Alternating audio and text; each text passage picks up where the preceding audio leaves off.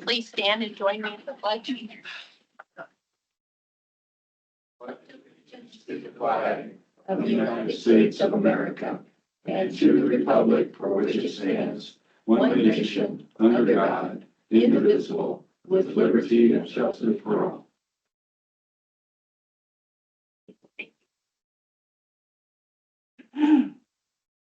Right. We have the consent agenda and we are going to remove items 2H and 3A from the agenda for this morning's discussion. I'll make a motion to approve. Second. Discussion? All in favor? Opposed?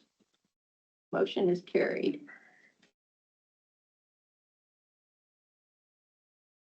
All right. First up, we have Judge Kathleen Kilnowski. Discussion and or decision to approve application for use of Potawatomi County grounds for use of county courthouse for National Adoption Day celebration on Saturday, November 23rd, 2024. So moved. Second. I'm here if you have questions. It's always a happy day here. A busy day, not as busy as election season, but as I've said before, there are no losers on adoption day. Everybody's a winner. We've got 9 or 10 kids who are scheduled to be adopted that Saturday. So all kids who have been in foster care, ready to have their forever families cemented, and it's a big celebration. We really enjoy it. And we appreciate the county's support over all the years that we've been asking to What celebrate. time is that? 10 o'clock, excuse me, 9 o'clock. We'll start with a little speech. We have face painting, crafts for the kiddos, refreshments. We're planning to do that in the main lobby area. And then the adoption hearings themselves will start at 9:30. We'll use the courtrooms on the 4th floor. Okay. You know, that process is pretty interesting and it's time consuming for those families that do that. I A mean, lot of those kids have been waiting in their foster right. care situation for sometimes years I to think it'd be finally interesting make to the have. step. Is that, is it DHS or who does that? It's, yes. So all of the kids that we helped with on adoption day have been part of HHS's foster care system. And the juvenile court has been involved, first trying to get the families back together. But then once it's clear that that cannot happen, then we take that final step of the kids being adopted. Sometimes by kin, other family members, sometimes by their long-term foster home. Sometimes there are other arrangements Right. that are made. I mean, I don't know who would be the person to come and explain that to the board one of these times. The Right. situation, the process that gets them to here to do what you do. The fun and the fluff. Right, yeah. Because it's a long, Right. long. No, it's hard work. It's Yeah. hard work for the foster parents. They've all been through a lot of training.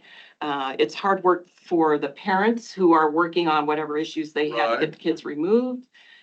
Usually it's some kind of substance abuse or mental health problems or, lack of good housing.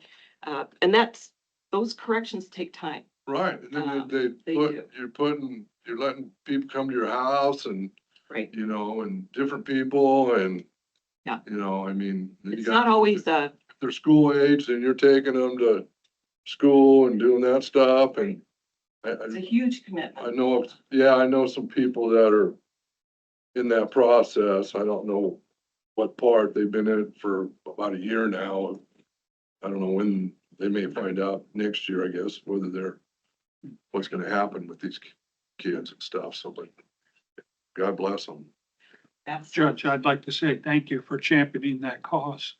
It's been my pleasure. It's always good to know you're helping families and kids. These are beautiful kids who deserve forever families. And it's easy to be passionate about it because they're kids.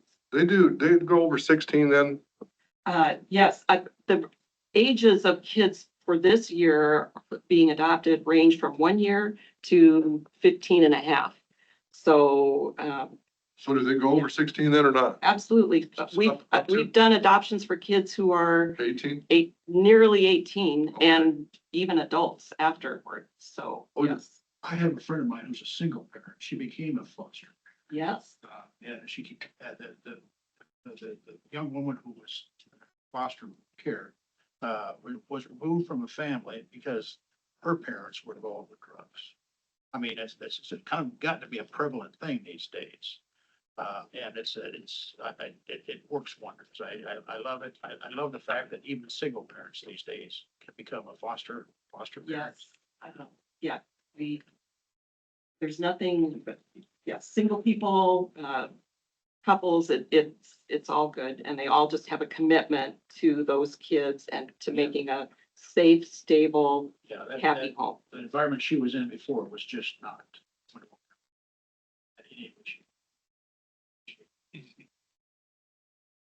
Any other questions? Right, well, thank you so much again for your support. But we have a Come see motion, us on November 23rd if you're free. Stop we by. have a motion by Wickman and a second by Belt to approve the application for the Youth for National Adoption Day celebration. All those in favor? Aye. Aye. Opposed? Motion is carried. Thanks so Thank much. you very Judge. much. You don't meet anymore at 14th and Fifth Street. We don't. Good to see you no more. I'm so sorry. Yeah. Good Things change. Things change. Yes, They could go back. yes. Take care. Yep. Bye-bye.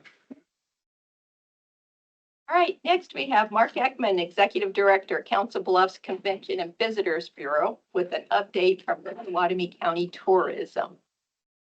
Well, I'll clarify, this is a presentation about our work in fiscal year 2024 as the Council Bluffs CVB, so just to clarify that.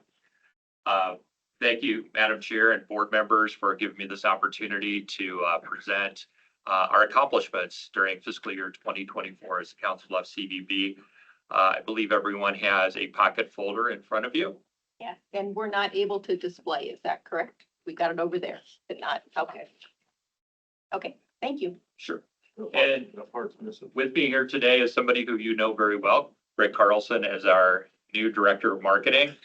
And I'll have to say that there's certain advantages for him coming over from Potawatomi County. You're not going to have any more of a passionate person in terms of promoting Potawatomi County than Craig Carlson. He, as you very well know, is very passionate about promoting his home county and all the things there is to see and do. He brings that expertise to our team, and not that we need to be convinced to promote Potawatomi County, but he knows it better than the rest of the staff. So we're going to lean on him to make sure that we're doing all we can to promote Potawatomi County. On my left-hand side is Lyle Dittmers, owner of Dittmers Orchard and Vineyard. And if you're so willing, he's going to follow me and just provide some comments about his tourism attraction in the rural part of the county. So I hope that works out. Well, just kind of going into the presentation, I generally like to start by recognizing that some folks in the hearing room or attending virtually may not be as familiar as the board is with what a Convention and Visitors Bureau is. And so I'll just define that very quickly. The good news is that our name suggests what we do, and that is all about trying to book conventions, conferences, small meetings, large meetings, sporting events, and tournaments in the area, because they bring with them the other part of our name, and that is visitors. And visitors, I'm talking about coming from at least 50 miles or farther from home. And when they come, they're generally spending some money here, whether it's overnight accommodations, patronizing restaurants, shopping, all of that totals up to quite a sum of money, which I'm going to get to here in a moment. In the next slide, you'll see that we have a 7-member board of directors. Now, on that left-hand side of the screen, there are 8 names. We did have somebody step down during the middle of 2024, and that replacement was appointed. But we're governed as a 501c6 by a 7-member board of directors. And we're pretty intentional about who gets appointed to the board.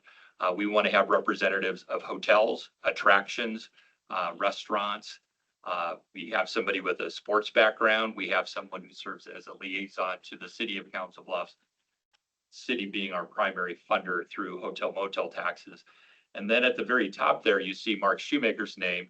And we've always had somebody with a county perspective on the board. Mark was appointed in 2016, and then he stepped down at the end of August upon his retirement.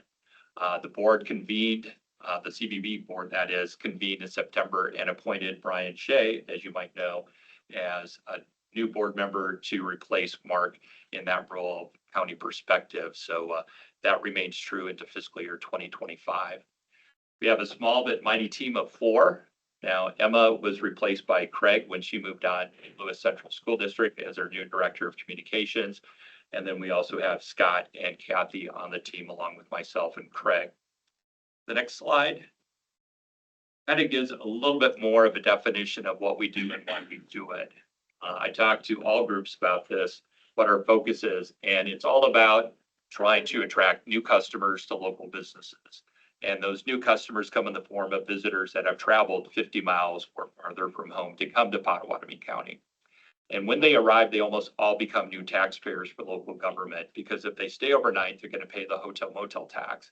And if they do any shopping, they're going to pay the local option sales tax. And when you add those two things together, it equals a benefit for all local residents. So while we might be outwardly facing inviting strangers to town, to the county, it's with a local purpose that we have in mind, serving local businesses, local government, and ultimately all local residents. The next slide. You may be wondering what that economic impact is in terms of visitors. Well, I've got the latest information that was just released 2 weeks ago, and that is from Tourism Economics. And because they are contracted with by the Iowa Tourism Office, they estimate the spending that visitors bring to the state of Iowa, then they break it down by all 99 counties. And according to them, $336 million was spent in Potawatomi County during calendar year 2023. $1/3 billion was spent in 2023. So you can imagine that we not only want to keep those dollars coming into the county, we want to grow those. And they grew over the course of 2022 to 2023. I mentioned tax dollars. The city of Council Bluffs collected $3.466 million during fiscal year 2024. That was another all-time high in terms of hotel motel tax collections. The previous 2 fiscal years were also all-time highs and also exceeded $3 million. And over the course of the last 10 plus years, hotel motel taxes have increased by approximately $900,000 for the city of Council Bluffs. Next slide, please. And you can see in this bar chart that we've really snapped back after the pandemics hit the county, hit the city. You know, we've seen a recovery, snap back, like a lot of counties, a lot of cities have seen. And it's great to be able to say that we've recovered this effectively. Next slide, please. So the next natural question groups are, undoubtedly going to ask is, what did the Council Bluffs CBB have to do with any of this? And it was during the pandemic of 2020 when we had no possible way of doing any sales that we had to pivot to marketing. And so in the summer of 2020, we started doing these seasonal digital marketing campaigns and then repeated them in the fall and the spring until the county purchased Mount Crescent ski area. And that's when we started doing winter marketing. So that was 2 years ago in the winter of 2022 to 2023, when we saw an opening, because not very many areas have a ski area like Mount Crescent. And that is a singular attraction that allows us to draw visitors during the winter months, when not only is the traffic on highways much lower, but we have a lower occupancy at hotels. We have a lower hotel rate at hotels. And that's an indicator that we have a real opportunity to build our business. So we launched that winter campaign in 2022, 2023, and it was so successful that it was recognized as Outstanding Niche Market of the Year award for 2024 from the Iowa Tourism Office. But over the course of time, we have become more effective. In fact, between fiscal year 23 to 24, we saw clicks to the website on those digital ads go up by 25%. And then the page views upon landing on unleashcb.com go up by 23%. Next slide, please. We've also used social media as a very important, critical way of getting messaging out about the city and the county. In fact, our analytics went up, our followers went up by 6%, our profile visits went up by 46%, and impressions, reach organically went up by 14%. And all of our digital ads and all of our social media messaging points to one place, and that's unleashcb.com, our URL. And in the upper right-hand corner, you're seeing a depiction of the homepage after it went through a top to bottom redesign, not unlike the Potawatomi Tourism Committee website did. And we saw unique visitors go up by 14%, sessions go up by 11%, and page views by 8%. But what's most remarkable is that events went up by 35%. And why I say that's important, it's probably one of the primary reasons that people are looking for a reason to go to a certain destination. And growing that up to 1,588 events was an important way in keeping fresh content on unleashcb.com. But it's not just events that are happening in Council Bluffs, but it's events happening throughout the county. So we only have two restrictions in terms of event submissions. One, that the event is open to the public, and two, that it takes place in Potawatomi County. So the event can happen in Macedonia or Crescent, Walnut, or Cart Lake, or Council Bluffs. It's going to be on that site. And what's more, it's also going to populate on waterway.com, which is, of course, the County Tourism Committee website. Next slide, please.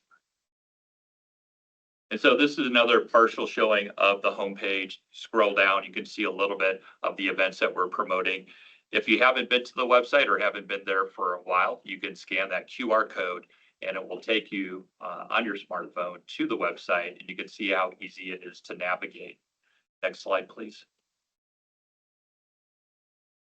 We do promote events through an e-newsletter, the Unleash CB Bulletin, and you're seeing two editions there, the September 5th and September 12th.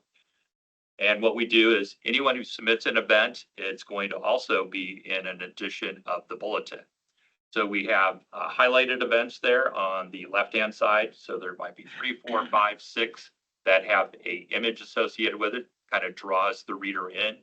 And then all the other events that are going on that week, actually it's 8 days, Thursday through Thursday, are in that. So they have the assurance if they submit the event, they're not only going to populate on unleashcb.com, but if they're a county event, they're also going to be on waterway.com as well as in the bulletin.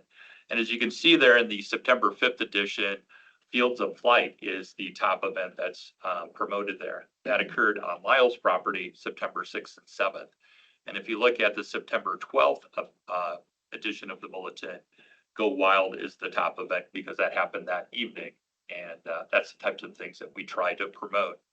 If you're not a subscriber, and there's approximately 6,000 people who do receive this once a week, every Thursday at 1 o'clock, you could scan that QR code and sign up for it.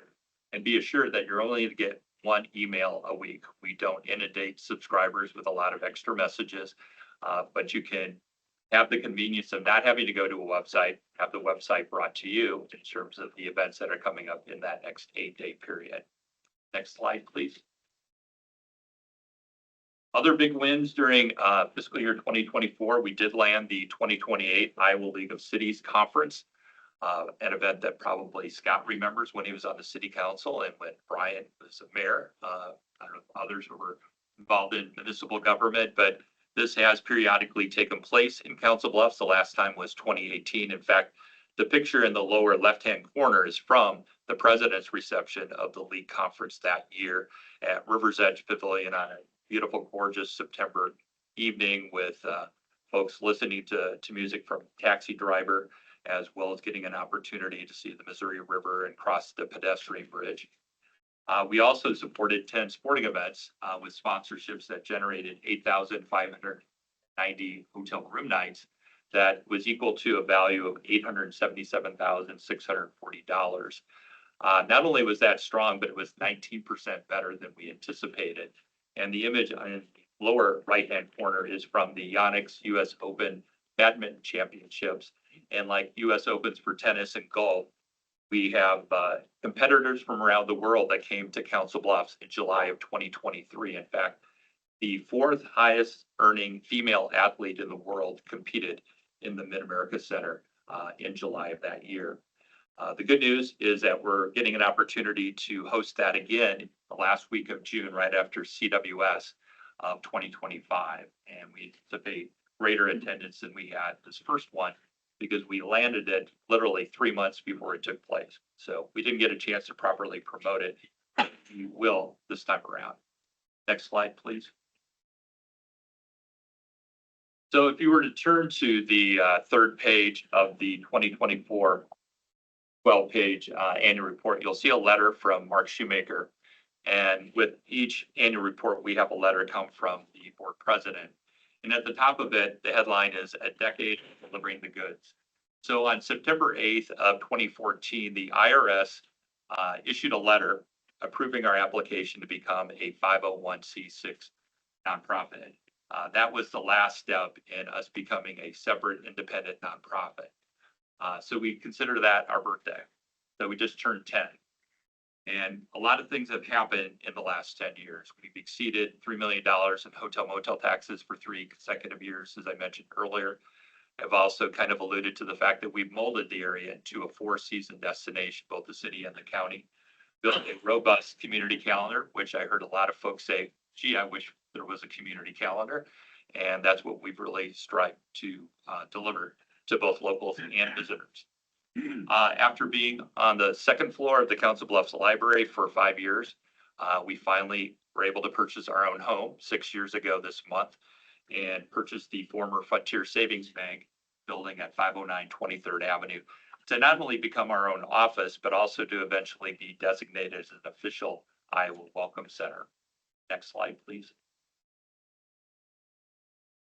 Along with that, we have emerged as the area's most visible advocates, investing nearly $317,000 in digital marketing between fiscal year 21 and 24, which has resulted in 19 million digital marketing impressions, 285,000 clicks to unleashcb.com, as well as 512,000 page views. In fact, overall, we've grown traffic to unleashcb.com and its preceding URL by 11 to 1,200% in terms of some of the most important digital analytics, and then also have earned 13 Iowa Tourism Awards. And certainly we're very proud of the fact that we nominated Mount Crescent Ski Area as Outstanding Attraction of the Year and glad that it received that recognition. Next slide, please.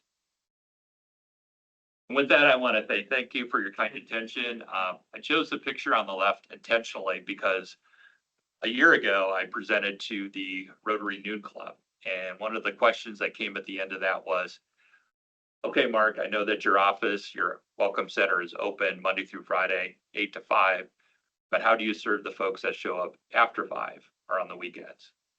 So we went about repurposing a little free library kit and made it into a little free welcome center. And so in that, you will be able to find, if you stop by and want information after hours, you'll find a copy of the Iowa Travel Guide along with the state map. And then, of course, the latest edition of the Council Bluffs Potawatomi County Inspirational Guide, along with the county map, so that we're doing the best that we can. We are always looking for ways to do things better and are always looking at that next thing that we can do to improve our marketing, both the city and the county. And with that, be happy to answer any questions or respond to any comments that you might have. I got a couple of questions for you. Does the 100 block still have a functional group down there? That's a good question, Scott. That's something I've asked of Matt Johnson as the status of that group. I think they went through a hard time during the pandemic. I haven't heard from Matt yet whether they're still they're reconvening that group and having regular meetings. You probably will know they used to have a part-time person help organize their events. I'm not sure that they've hired somebody to do that. Is it Sharon? Now that you ask me that name, I can't think of it. For some reason I want to say Sharon, but so the reason I'm asking was I could go rolling down the street yesterday and I'll be damned if 100 block was closed off. And people were just having a hell of a time figuring out, wow, it's Monday, what's it closed off for? So I jumped on the Hunter Block, whatever website, it didn't have anything, so then I got to the Un one and found out they were having their Halloween deal, they need to either have it or not have their Hunter Block or direct them to you or whatever they want to do. Yeah, we tried to, if there's like an announcement of some kind, let's say a media release, that'll oftentimes come to myself or to Craig, and we put that information out. In fact, we invite media releases regardless of what they are, so that we're in the know and we can pass it on to both visitors and locals, because our website is intended to serve both, whether they be a county resident or a county visitor. Right, I just was curious, the Hunter Block, because they used to have their own deal and keep it up to date, and it was like 2022, I think, so. Then the other thing was on this badminton deal, where were they at prior to coming to you? I believe prior to 2023, they hadn't held an event due to the pandemic. And when they previously had held it, which would have been, I believe, 2019, I think they were in Los Angeles. In 2024, they were in Fort Worth, Texas. So what kind of, they bring 100 badminton players or? Yeah, there's a there's a strong international interest in the sport. And so some of the competitors, excuse me, are coming from abroad. For instance, there was a Danish pair that were competing. The fourth highest earning female athlete is from India. And so there's some international, Fourth highest earning, you mean as far as dollars in the female sports? correct. Fourth Really? highest earning female athlete in the world. What she got a lot of advertisers or something for badminton? I haven't got the backstory on that, but what I was told in Southeastern Asia, badminton is a huge sport. And so one component as they were preparing to hold it at the Mid-America Center was the streaming aspect of it. So there's some dollars that are being generated off the streaming, the prize dollars, the competitions that actually occur in some of those countries in Southeastern You Asia. probably gamble on it, huh? There's probably some gambling involved, because one of the first things that we were asked as one of the planners, the organizers arrived, he was being brought into a Council Bluffs hotel and he noticed, one of the casinos, and he said, how late are they open? Not knowing that they're, all 24-hour. So there might be some gambling dollars that helps sponsor the sport, but it's very lucrative, as much as it is not well known here for being a big sport. It's the reverse in Southeastern Asia. Well, we used to play it in high school back in, I hate to say what years those was. One more quick question for you. Moving on. So how does whatever the math work for, you got hotels and motel math. How does it work for the campers that come to Pot County and the money they spend into this equation? In terms of what it does in the economic impact number that I shared with you, Yeah. the 336. Because we get a huge amount of campers that come Mhm. into the community and they have to buy gas for sure, and they have to buy supplies, and there's quite a few events that people bring their rigs to Pot County for that happen across the river where the tourists come from. Mhm. Yeah, well, tourism economics is being contracted with by the Iowa Tourism Office for a reason. They have a great reputation. Now, their model in terms of how they create the estimate is proprietary, so I don't have access to know how this. Proprietary. Yeah, I love it. proprietary. Chamber of Commerce got one of those too. They contribute, they're considering all types of users coming to the county, whether it be campers or overnight visitors, people who are coming for events, the like. We have a lot of outdoor recreation, so that has to figure pretty prominently in how they figure that economic impact figure. But I have a lot of confidence that Iowa Tourism has vetted them because they have research of all types coming into the Iowa Economic Development Authority. But it's a pretty trustworthy number that they put out, and it can't be exactly on to the penny, but I think we can have high confidence in it. Thank you. Mark, you said that badminton people came to you to, Well, we worked through the Omaha Sports Commission and with their relationships with a lot of the bodies that organize championships like this. Some of these relationships are personal. They have worked with somebody, and as it turned out, the president of the Omaha Sports Commission, who we've contracted with to assist us in landing events, actually knew the chief operating officer of USA Badminton and communicated to Lindsay Trezant Brown that, hey, we're looking for a place if you're interested in bidding on it. And in the spring of 2023, we went through a very aggressive process of answering USA Badminton's questions, them coming on site, seeing the Mid-America Center and the surrounding hotels and amenities. And it was probably late March, early April when we booked that event for July. another sport has become very, very popular nationwide. I didn't realize this until I was talking to you. I may have mentioned it to you. Horseshoes. Is there a horseshoe? Did you know? I don't know. Is there a horseshoe national championship competition Yeah. anywhere? Yeah, there is. We've looked at that event in the past. Some events, you can work with and you can cover their expenses. Some you cannot, and they expect you to cover all of their venue expenses, their setup, maybe even transportation. We looked at that event a few years ago and found that it was more than what we could cover in terms of covering the expense. Others like badminton, that was a big ask, but we were able to meet it because in part, we were getting support from the Iowa Tourism Office and its Regional Sports Authority District Grant Program. That grant program gives us $70,000 a year that we've been able to leverage through the generosity and the foresight of the Iowa West Foundation. Last year, they provided us with $40,000. So we had that and some dollars from our own budget to put towards these 10 sporting events that I mentioned earlier. Thank you. I have a request for Craig and with Peggy here in the room. We've got the Veterans Day Parade coming up on November 9th.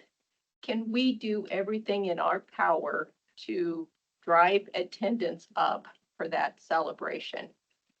I've attended the last couple of years and it's really sad that there's so many other things going on that the parade gets last billing, but I really think it's an important event for the city and for the county to celebrate, and we need your help, Craig, to get it out there.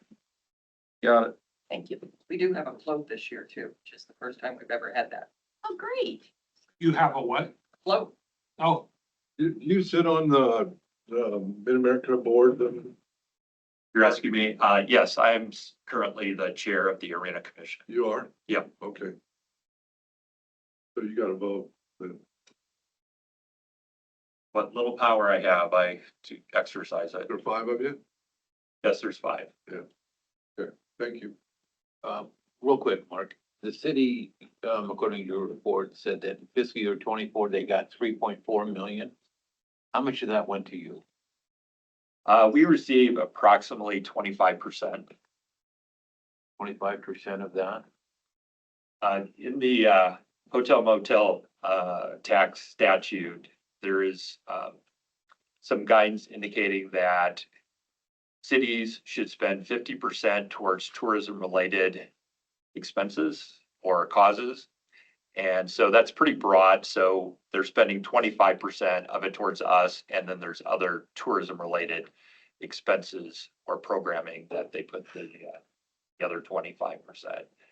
It's not always exactly 25%, but over the last 10 years that I've been here, they have steadily increased it. And we just recently had a meeting with Mayor Walsh about what we might be able to do in fiscal year 2026.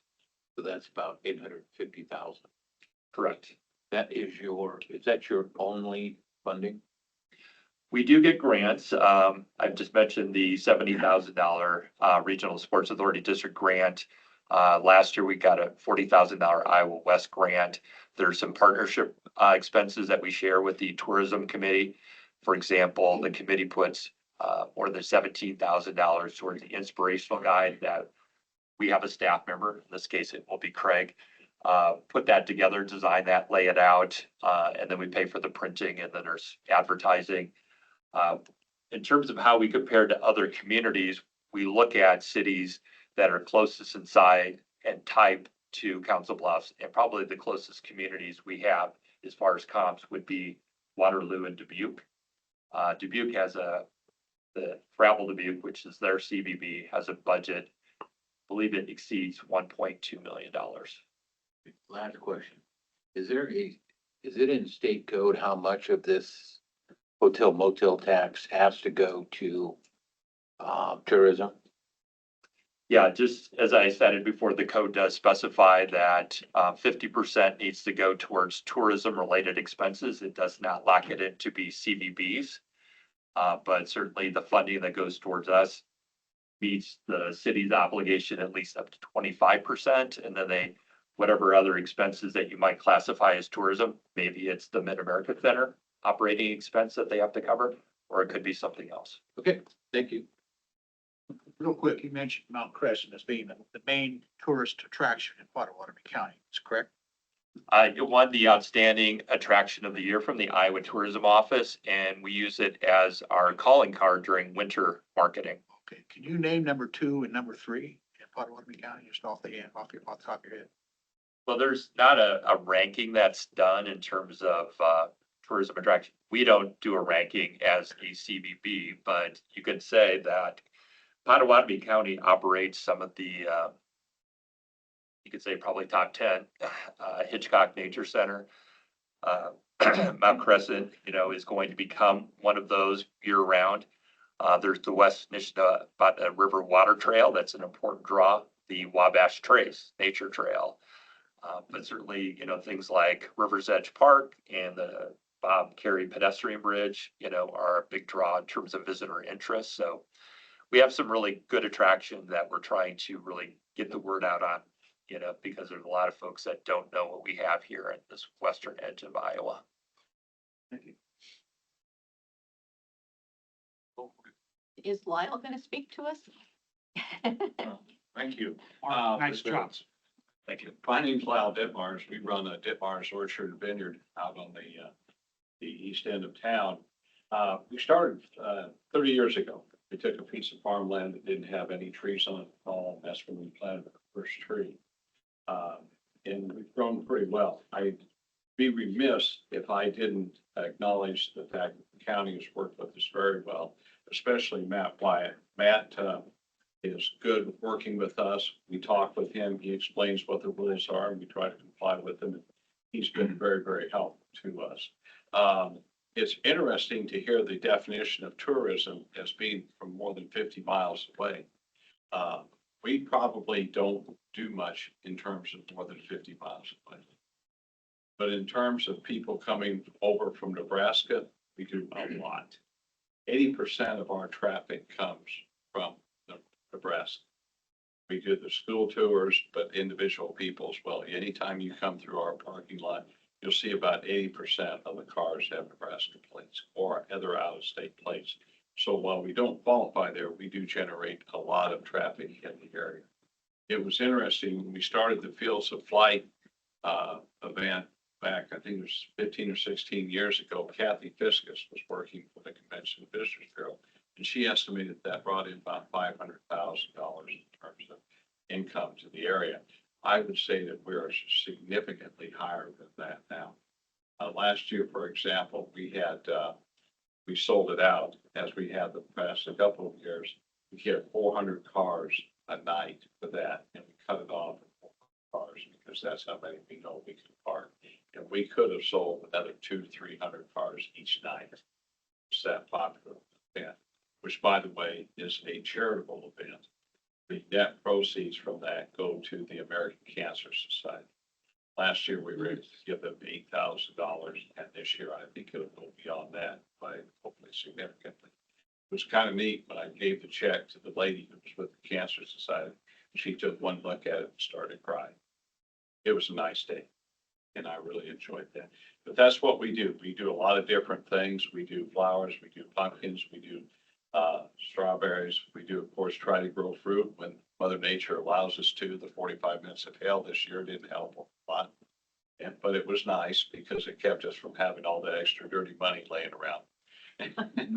But we did, it worked out really well. And actually, we've increased our sales again this year. So we've been doing well. But a lot of it's because of what the county allows us to do and supports us. We are now going to be the only facility, I believe, in Southwest Iowa that sells exclusively native Iowa wine. The other facilities are closed. So we're the only one. We're also the only facility that does fresh cider and sells it off premise and probably in Western Iowa. So we're pretty proud of that. We plan to keep doing that. The rest of them have dropped out. We continue to grow. We sell to 14 grocery stores in the Hy-Vee chain, and 12 of them are in the Omaha, Nebraska area. It's kind of nice. We don't discriminate against getting Nebraska money. We like it. So anyhow, that's what we do. We appreciate all the marketers. We, of course, post all of our events there. And we try to work with them a lot. We had a chance to bring in the Women's National Hot Air Balloon Championship a few years ago. But like Mark said, sometimes they have a lot of requirements that cost a lot of money that don't pay back. I think there was only going to be like 25 or 30 balloons. It was going to be an area of $100,000 is what we don't get it through. So we decided that was going to be helpful. But we enjoy it. We like working with the county.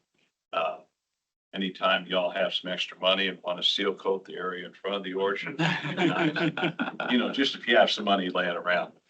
But And in line. yeah, kids like, I was gonna say, take a number, right? It probably starts at over 100. It's like when I graduated from college, I wanted to be an economist. And I thought, boy, that'd be a swell job to have until I found out that I was 27th on the alternate list to interview with SS Kresge. So I decided economics was not going to be the field that I was going to practice. Anyhow, we thank you, and we enjoy very much working with the county, especially with Matt. He's always there and willing to talk to me. He may not always say what I like to hear, but at least he says it and we get through it. But he's good to work with and we appreciate that. So thank you. Thanks for coming in. Yeah. Thank you. Hey, Lyle. Yeah. One thing I'll tell you that the casinos use a different parameter for the tourists. That's the license plate. Well, They our don't, motto, use no 50-mile deal. They go by license plates. our motto is Ditmars Orchards is the place where families go to be together. And that's what we do. Even though we do sell wine and hard cider, it's just an incidental part of our business. And you'd be shocked at the number of families that come in, you know, moms and dads and their kids, grandkids, grandparents. It was interesting to hear Kathleen talk about some of the things that they do in bringing families together, because that's what we do. And we have that, and it's a nice, wholesome activity that we can present to other people. And we enjoy that. It gives them an alternative. It's not all about the poverty. Yeah. No, it's just the way they count the tourism, they count them as license plates. So if they come across from Nebraska, they're a tourist. They're not 50 miles away. In So, that case, then we have a lot of tourists. yeah, we do have a lot of tourists. More all the time. Now we gotta get them to move here. Madam Chair, I have one thing that I was remiss in not pointing out, and that is Ditmars Orchard and Vineyard won the best Potawatomi County attraction award back in 2021. We started doing it the way that we do it now. They were the first winner of that award, so did a great job of getting those votes and well, basically what Mount Crescent did this past year. So they do great work. Thank you. Thank you. Thank you very much for coming in today. Thank you. Nice presentation, guys. All right, next up, Matt Wyatt, Director, Planning and Development, and Maria Seek, Administrator, Public Health, discussion and/or decision to sign letter of support for the American Medical Association award nomination for Maria Torres, Health Equity Coordinator. So moved. So, second.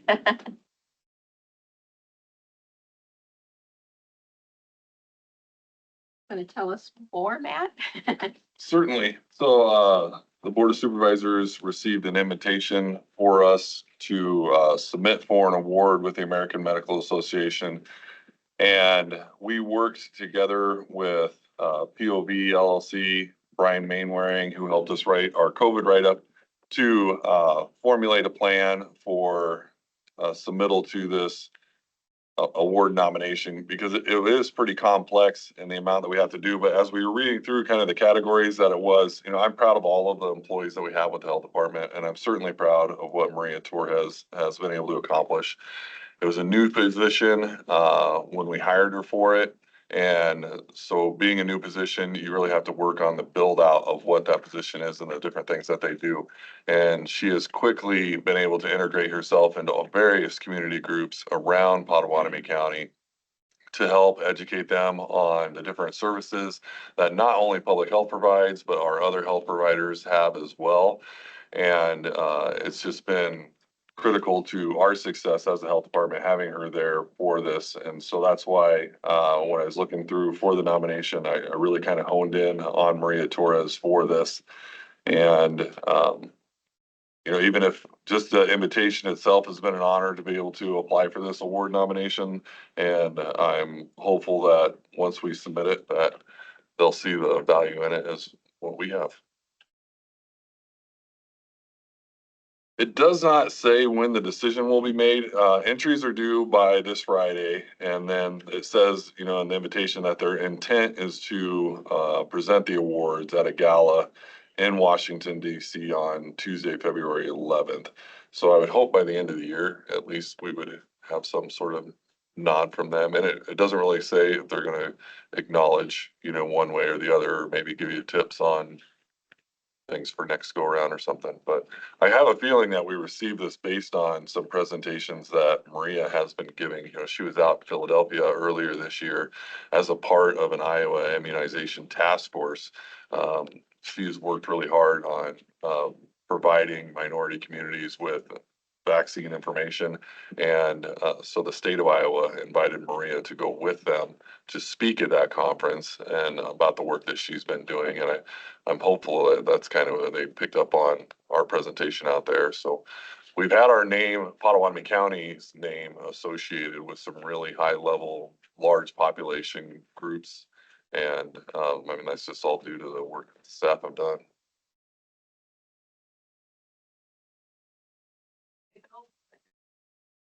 On the letter.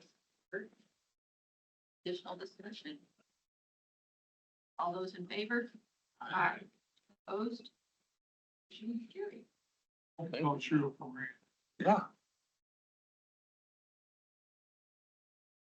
Next, Peggy Becker, Administrator, Veterans Service, discussion and/or decision to approve and authorize the board to sign resolution number 61-2024 entitled Resolution Supporting Operation Greenlight for Veterans. So moved.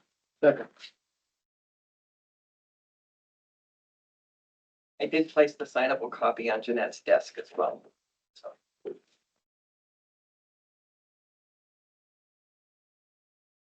I'd like to read the resolution.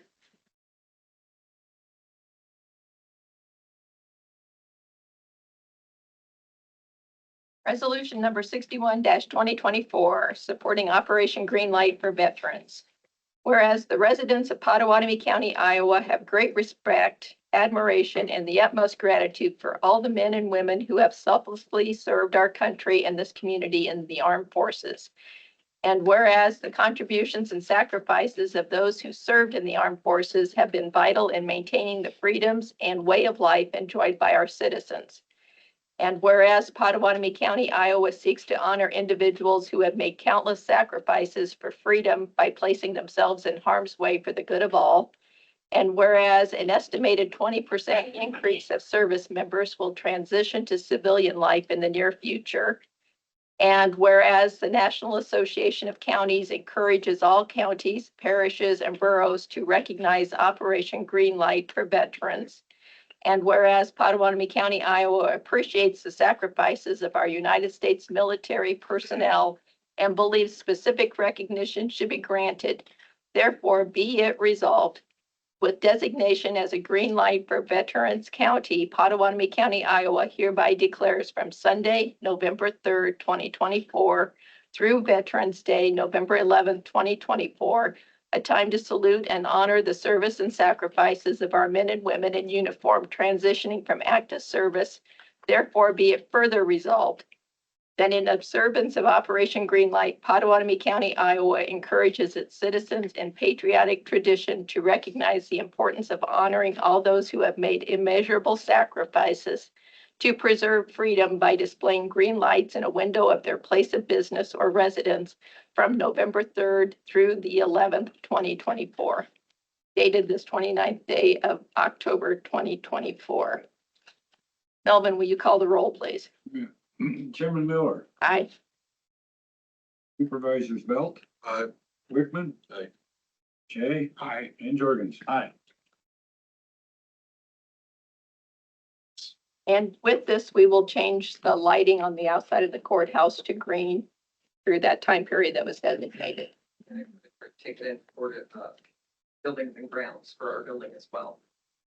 That's a heck of a gentleman they got for their, what is it called? The parade, The Grand Marshal? Grand Marshal.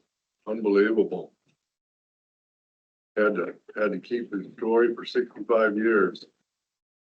Couldn't say anything about it. So at the parade, we do have a banner on the back of our float for the green light, and we're also giving out 3-inch snappable glow sticks for green lights to give out to the people, so. No koozies. Not this year. We have them in the office though, if you want to come and get one. We've got a float this year. We have a float this year. David has graciously, David Hazelwood has graciously put together a float for us, so. Good deal. Great to see. Well, thank you to the commissioners that serve on that as well. All right, next we have Peggy Becker, Administrator, Veteran Services, discussion and or decision to approve and authorize the signage for the Veteran Service Building. First, I want to take a moment and introduce Rebecca Ardare. She is our administrative assistant. She's been with us now for a year. Craig and I designed the signage before he left. And his letter of instruction to us was put with these quotes. And Rebecca is the one who reached out to the companies to get the quotes. So before you were. More than one company that we got quotes from? Yes, we have Vital Signs and metal logos. Vital Signs is for $26,790 and metal logos is $19,935. They pretty much look the same. I'm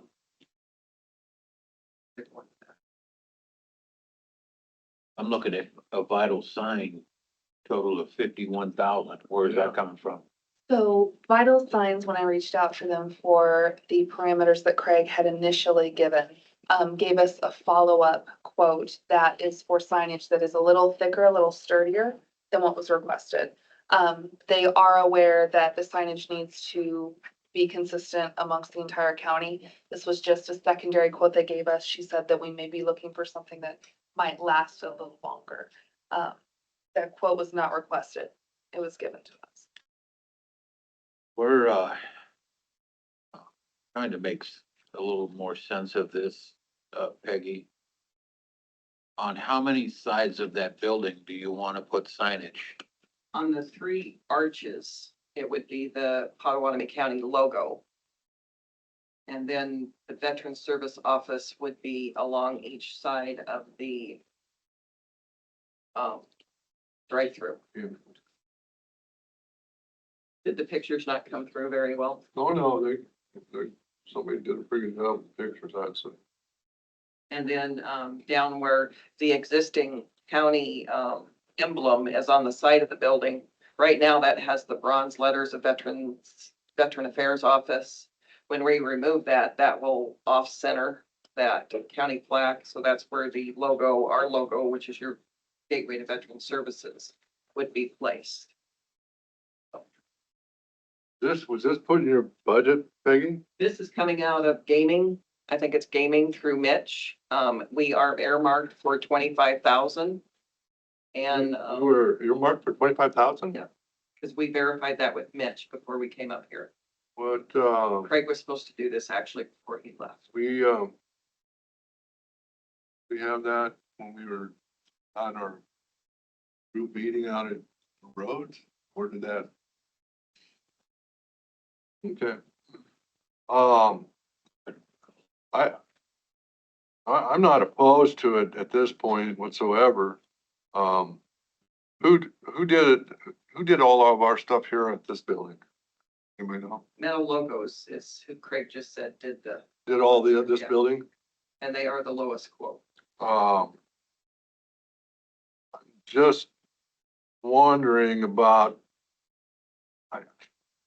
the value on all three sides, to be honest with you, but I don't know what, they break them out into The pieces. north side is seen, Yeah, the coming one from coming off the courthouse. viaduct, all you're gonna, well, courthouse, there's nothing indicating what our building is. But if you look from the courthouse that way, there's nothing indicating that building is even a right, but county's. you can't come up the street the wrong way, So, you know? but looking from the street, you need something designating that's our building. No, That is the entrance to the parking. Yes. I And understand, down the viaduct, you get the south side, that's, yeah, I understand that completely. then the other one's But you the actual shouldn't front of be- the building. You should be watching what you're driving unless you're walking. Not, Flagpole not- can speak- pardon? Speak for that, or flagpole can speak for that, if you Yeah, haven't heard but I'm about just- that. you know, so, And they had no Someone hit distractions, so- that a few weeks ago. yeah, Have you had any calls from veterans that, and they say they can't find you? I get regular calls at the front desk asking for directions. So then you give them the address, they put it in there. I'm sorry. Then you give them their address and you give them your address and they put it in their phone and they drive there. Typically, I give them the address and what comes up on Google, if you Google map it, our address comes up as a parking lot. And it literally says parking lot and has a photo of a clean parking lot. It does not come up with a photo of our building. I think that's part of what's confusing people. well, you can, put a thing into Google and they can fix that. It may not Again, happen, it may every not happen, person what's is that? Google savvy. Pardon? Not every person is Google savvy. No, I'm not saying that, but if you contact Google, then direct, they'll fix that issue if people are using Google Maps. Now, the other map people, I can't speak for them, so I'm certainly all for identifying that building. what, On whatever side you need to identify it on, because, I'm a veteran, I'm 70 years old. I'm always looking, signs, someplace, looking for signage, know that I'm going the right place. So, and not everybody is savvy in the Google GPS arena. Because that was a free parking lot for the courthouse for so long, with no identification on that side of the building, which is turning into the parking lot, people still hesitate to turn into that parking lot. They know the building there, but they don't know what the building is. And then when you see the sign, you also, in your mind, if you're a veteran, okay, that's where I can go to, if I need services, those kinds of things. I mean, this is all refreshing.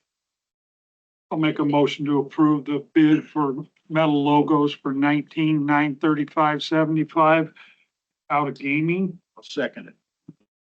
I do Okay. wanna, okay, draw attention to the fact that this still needs to add like the permits and stuff like that, so it will go up some. sure, they better do that Still for it. within that I don't Oh, want, yeah. I don't want to get, ballpark, I don't want to get in trouble with that. yeah. Hey, so, this one that's facing, I assume it's east, you're gonna put your gateway to veteran services? Yeah, that's on, ground level. That's Right. Parking lot level, yes. So the logo is gonna do what, did you say happen? That, they looked at replacing, this is the county logo. Right, They looked at, when I say they, I mean Craig and right, whoever, looked at replacing that, but the way that's built into that wall. Right.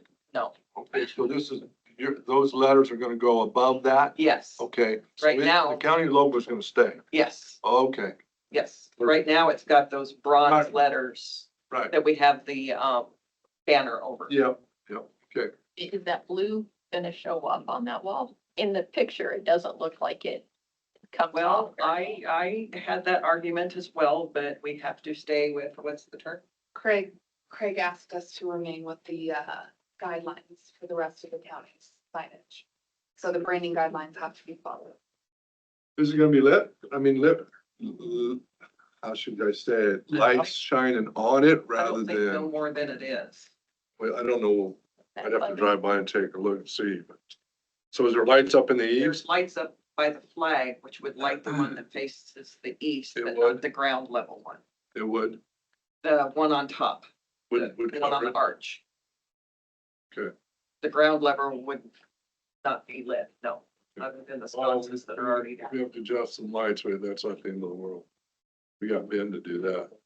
I see Jason Slack is participating through Teams. Jason, have you reviewed this? Do you have any concerns with this bid? Can we bring Jason in? Yes, ma'am. Yeah, I don't have any concerns with it, other than I would like to see the plans for the electrical work that they plan on doing. Okay, That's gotta go through permitting anyway, correct? Yeah. So, Did, yeah, what did your, Veterans Commission have to say about this? They're all for it. They've been really pushing for it. Well, that's their this is their recommendation. Yes, sir. The commission strongly recommends supplemental signage. The county logo and the branding that's on the face of the building when you face it is fine for what it is once you reach there. But we discussed the many different vectors of approach because of the one-way streets. You end up facing the VSO often where there's no indication that that's the building. So you have to be brave enough to circle the parking lot to make sure you're in the right spot.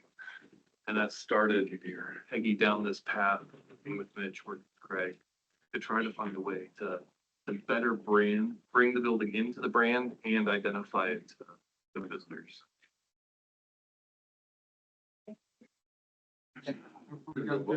We'll be all right. what do we gotta do? well, I know we send our jurors over there to park in the veteran services, and I think it would probably confirm that they're in the right faith as well. Right. Over the canopy, I do like the veteran service office, because you'll see it coming down that ramp. And again, I've had veterans ask me where the heck it is, so I think it's a good plan. Sooner we can replace that banner, the better. Yeah, All right, so Brian, does your motion, it's to approve signage for the veteran service building from Meadow Logos. But is it paid from gaming, or do we want I to? said- Did I miss that part? I said paid from gaming, yeah. Okay, And I think we had that conversation many, many months ago. I don't recall it at all. We had it during last year's budget defense. I know that. So when we were defending the budget we're currently in, we discussed a separate gaming allocation for signage, but we need to do this workup. We need to work with public relations to get you these numbers. So it was a very round number back, and I don't think there's been a subsequent discussion.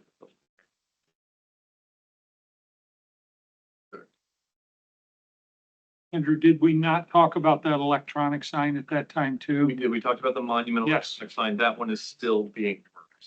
That was, those were Paul's Okay. projects. That's what I Still remember working, most of, and then this was part of it. because the electronic monument was gonna be partially grant funded. We talked about that one, having one out here, and we said no because of I the know, but we talked, vandalism. It's gonna be the same situation over there. Yeah, I think we ought to just squash that now, but, we had the sign out here out front. And would that last, Jake? 2 weeks? 2 weeks? 2 weeks before that one was destroyed. So we Where may was that not, at? we may never Right get by our there. parking lot entrance. But yeah, the VSO may never get there on the monument, Right. but this signage will help a lot. Don't know, no doubt. all right. We've got a motion and a second. All those in favor? All right. Aye. Opposed? Motion is carried. Thank you very much. Thank you, ladies. All right, next, John Rasmussen, County Engineer, discussion and or decision to approve right-of-way contract project ERS-CO 78 RN 177-8J-78 with Gabrielle Robinson in the amount of $289.03. So move. Second. You got a picture of the bridge? Visuals are always nice, John. If you get visuals, we throw it up here on the screen, say, look at this bridge, it's gonna fall down. Go ahead. John, why are we buying this right away? There's a curve in the road that What doesn't meet road? our standards, What road? 210th Street over I Pigeon mean, Creek. that's not on here either. I mean, you know, when people want to see what's on our agenda, I mean, we should be a little more, I don't know. Transparent? Yeah, make sure that they're aware of why we're buying it, what road it's for. It is in the write-up, but not on the Yeah, agenda. the purchase agreement, it's on there. That's not in what they see, most of them. Anyway, it's something that, you need to do, right, John? Yes, sir.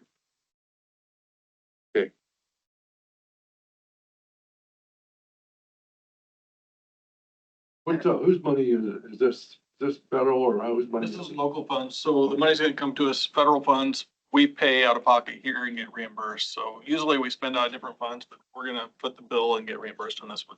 Oh, you are? On the local roads, they make us do it that way. So when you see that AJ, that means the funding's through us, So, but we'll get reimbursed for all this? 80%. Oh, 80%, okay. 80/20, Yes. okay. Great.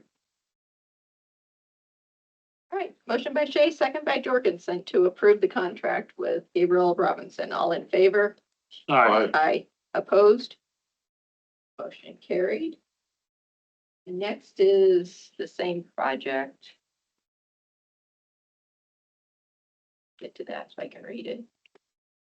Discussion and or decision to approve right-of-way contract for project BRS-CO 78 RN 177-8J-78 with RBR Farms LLC in the amount of $22,413. So move. Second.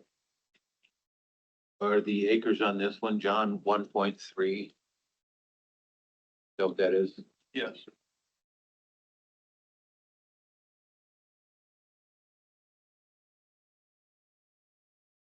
No discussion? All in favor? Aye. Opposed? Motion is carried. Next is the same project. BRS-CO 78 Paran 177-8J-78 with RBR Farms LLC in the amount of $3,255. So moved. Second. Okay, go ahead.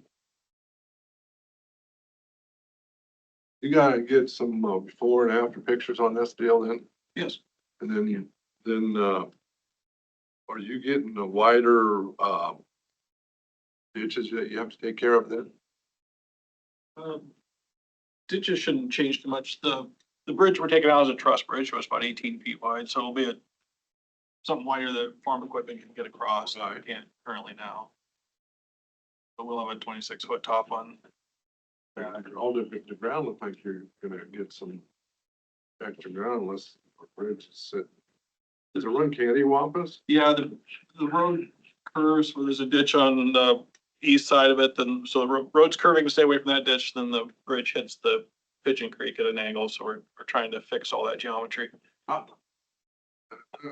gonna go up there, but how deep is it down to Pigeon from the bottom of the bridge?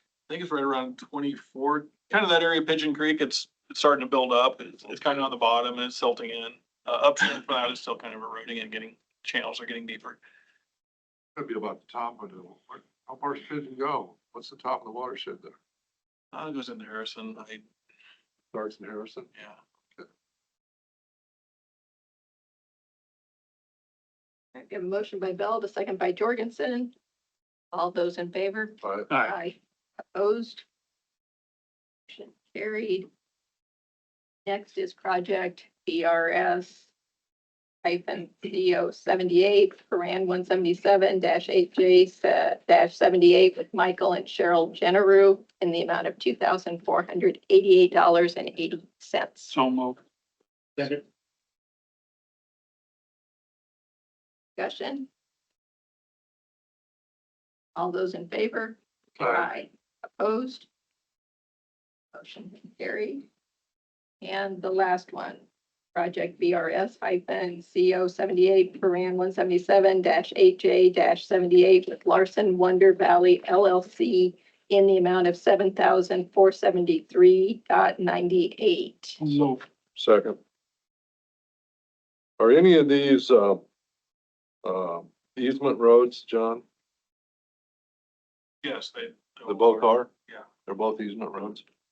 Okay.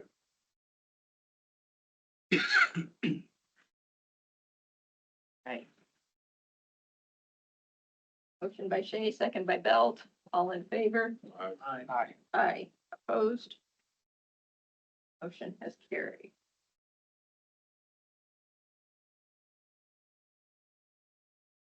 And what's the gross weight of that bridge? You know, the new one. Will be, yeah, 156,000. They gotta go clear up, they gotta go way around to get by that. Yeah, it's kind of the hills, the way they laid it out there. I don't know too many people get in there, but yeah. That's a neat old bridge, though. Be great for a bike trail. Yeah. Thank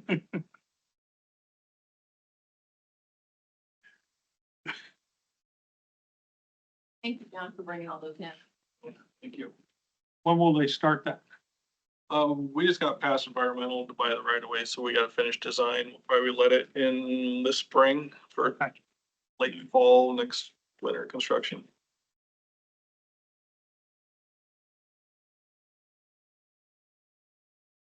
Thanks, Joe. All right. Next, we have Tracy Notes Cable, Environmental Health Coordinator, Planning and Development, discussion and or decision to approve and authorize the chairperson to sign the 2024 Weed Commissioners Report. Morning, Tracy. Morning. Yeah, this year we didn't see a big change from last year. Most of them we had throughout the year was more residential properties again. This year we had 11 total complaints.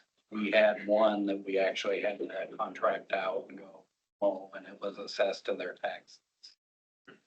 We had about 2 of them that were actually in fields, but everything else was just in people's yards and stuff like that. Where was the one that you had to go out and mow at? It was 13928 370th Street. That wasn't the one down by Walnut again, was it? That Carson. Carson?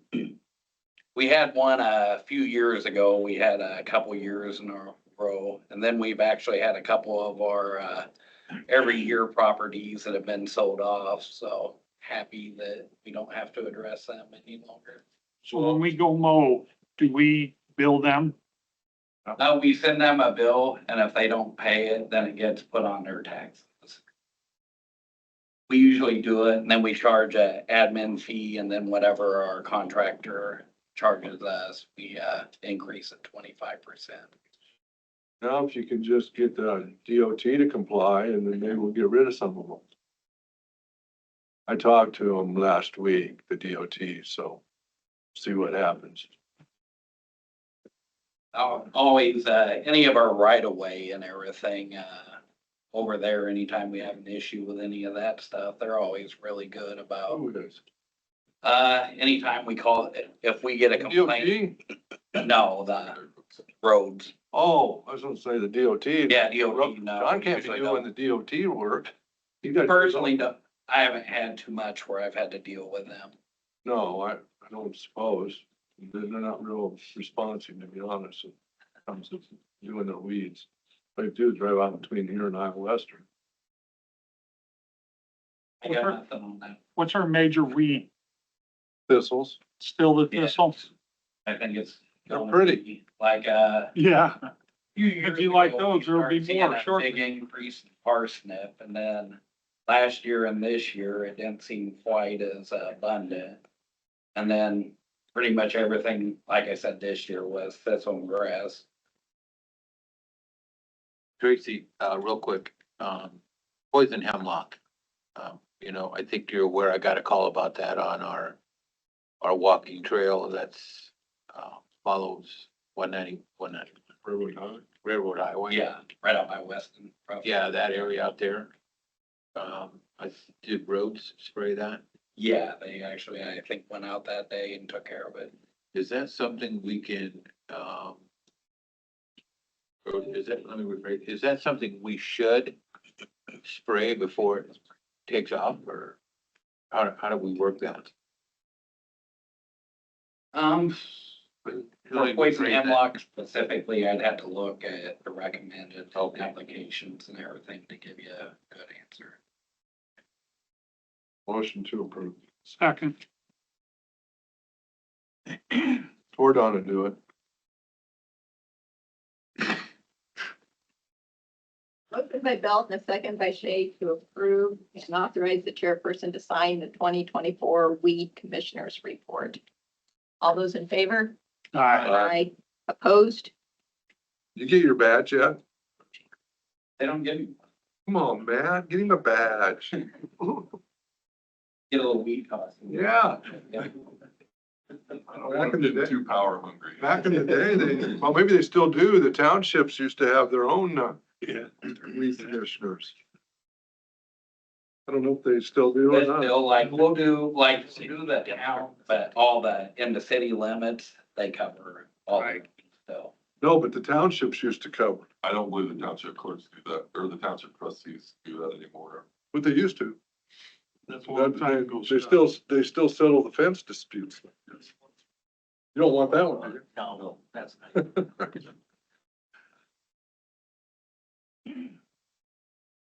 All right. Thank you very much, Tracy.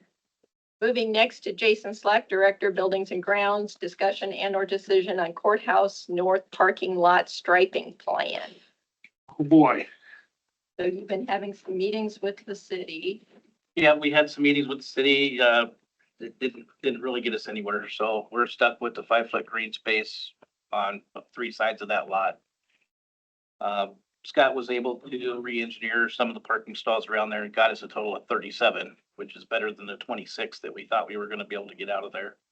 The spots are still 9 foot, 9 inches wide, which is a wide parking spot compared to what we have over at the elections building. Do you guys have the parking plan in front of you? The one with 37 spots? Yes. Yeah, I sure do. 60.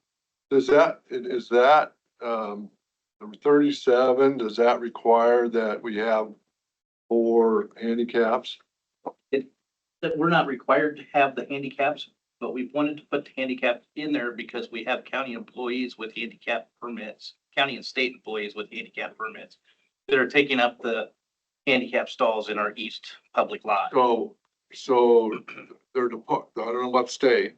So did you hear about this yet, Jana? Yes. So are they permanent? Some of them are permanent, yes. And where were they parking before?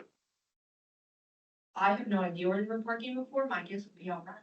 So they gave something to their department head?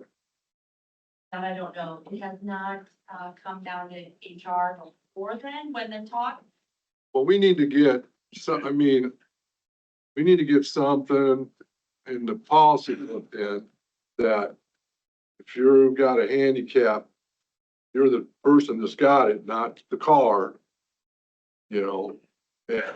And that should be documented because we ask if you need any, how do you phrase that in your, did you need any special accommodations? They should have answered that in their, application. Or they should notify us when that situation happens. Sure, right, So right. we gotta find out who's parking out there and find out if it's legit or not. Or could be special accommodation. It could be special accommodation. It could be. But if we have spots. Well, yeah, it'd be available, special accommodation. people would just take them. What? But Jason and I have had a few conversations about this. Garfield and I have had a few conversations about this. So we will continue to have conversations I about. don't know what the conversation's gonna be. I mean, either you got a doctor's, you don't get those, they don't just hand those out like you're going to. Yes, they do. No, they don't.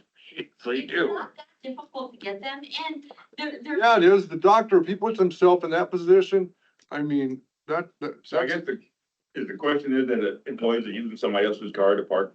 well, I don't know, but they normally only give those out for like whatever, 90 days or 60 days. They don't give out lifetime ones very often. They do. No, they don't very often. If we got lifetime employees, then we should know who those are.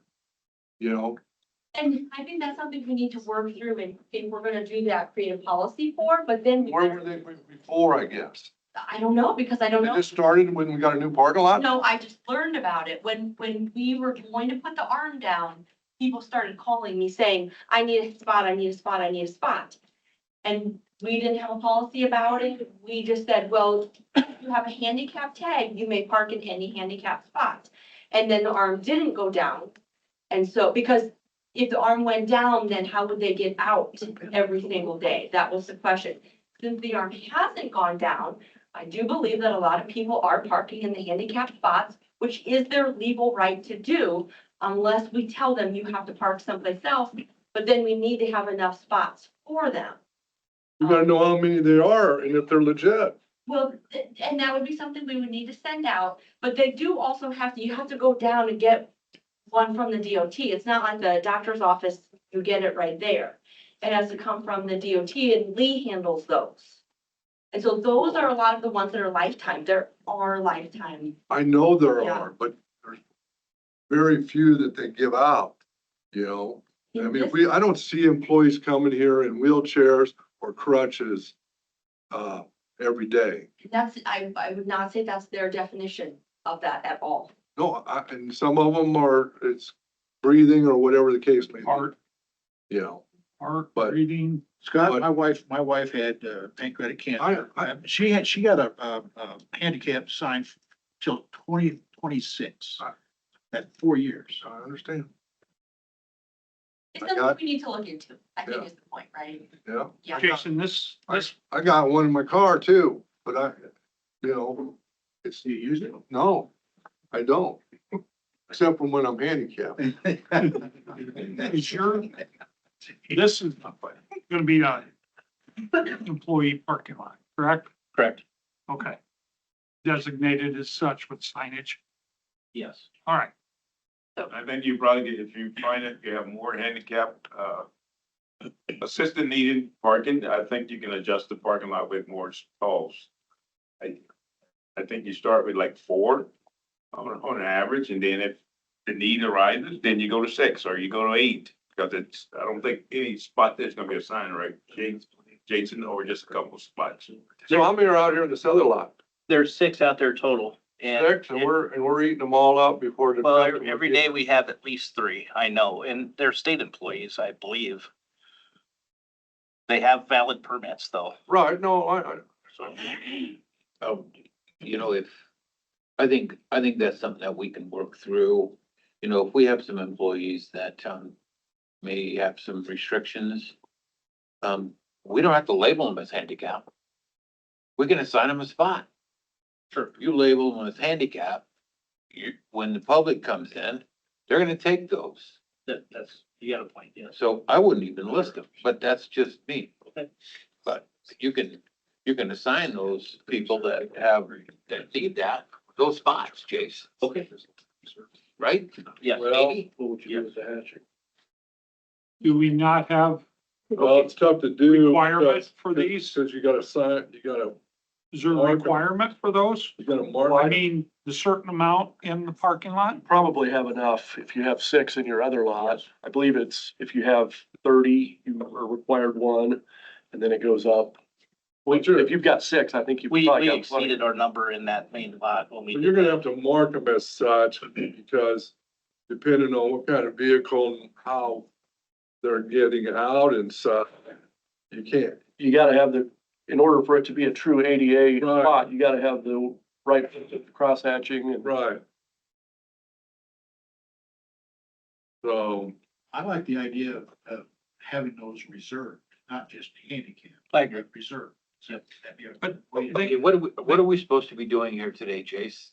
Well, I Making would, a decision on the striping plan? yeah, I would like you guys to, if you approve of the striping plan, just approve it. And Is that your recommendation, Jay? It is. I'll make that motion. I'll second. I gotta back up to understand which one you're recommending. I've got two This, pages. the 60-degree, 37 spaces. 37 spots. Yep. And that, real light print First, there, yeah. Susan, at the bottom, you can see it. Yeah, I was just trying to figure out why we're going with 37 and not with the 46. Because Because the 46 has no 5-foot space, green space yeah, that was if we were gonna go ahead and try to either take possession of the alley along the alley. or Okay. seek a variance. I don't know. so, we're gonna go ahead and stripe it with these handicap stalls. Well, I feel we should.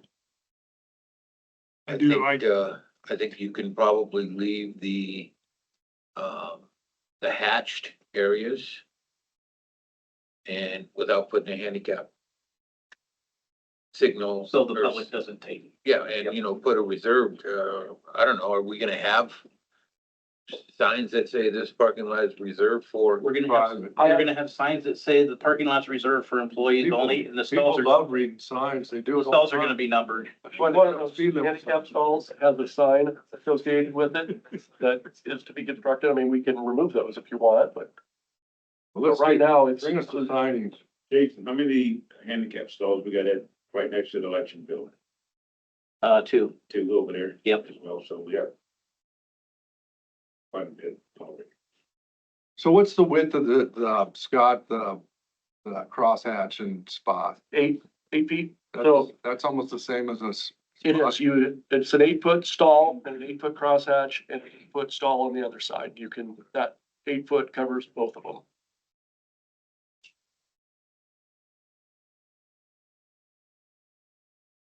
say we leave it, and if it needs to be changed later, we can do that. Yeah, But I truly believe even like someone with a heart issue, breathing, broken leg, on and on.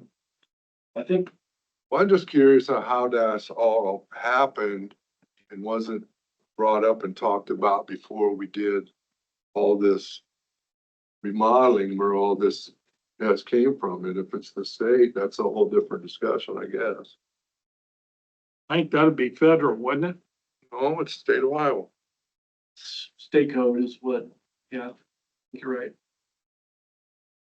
But it's probably based on federal guidelines, ADA. But I'm just saying the people that are parked and how we were giving them, I don't know if we were giving them, well, you weren't here, Jeanette.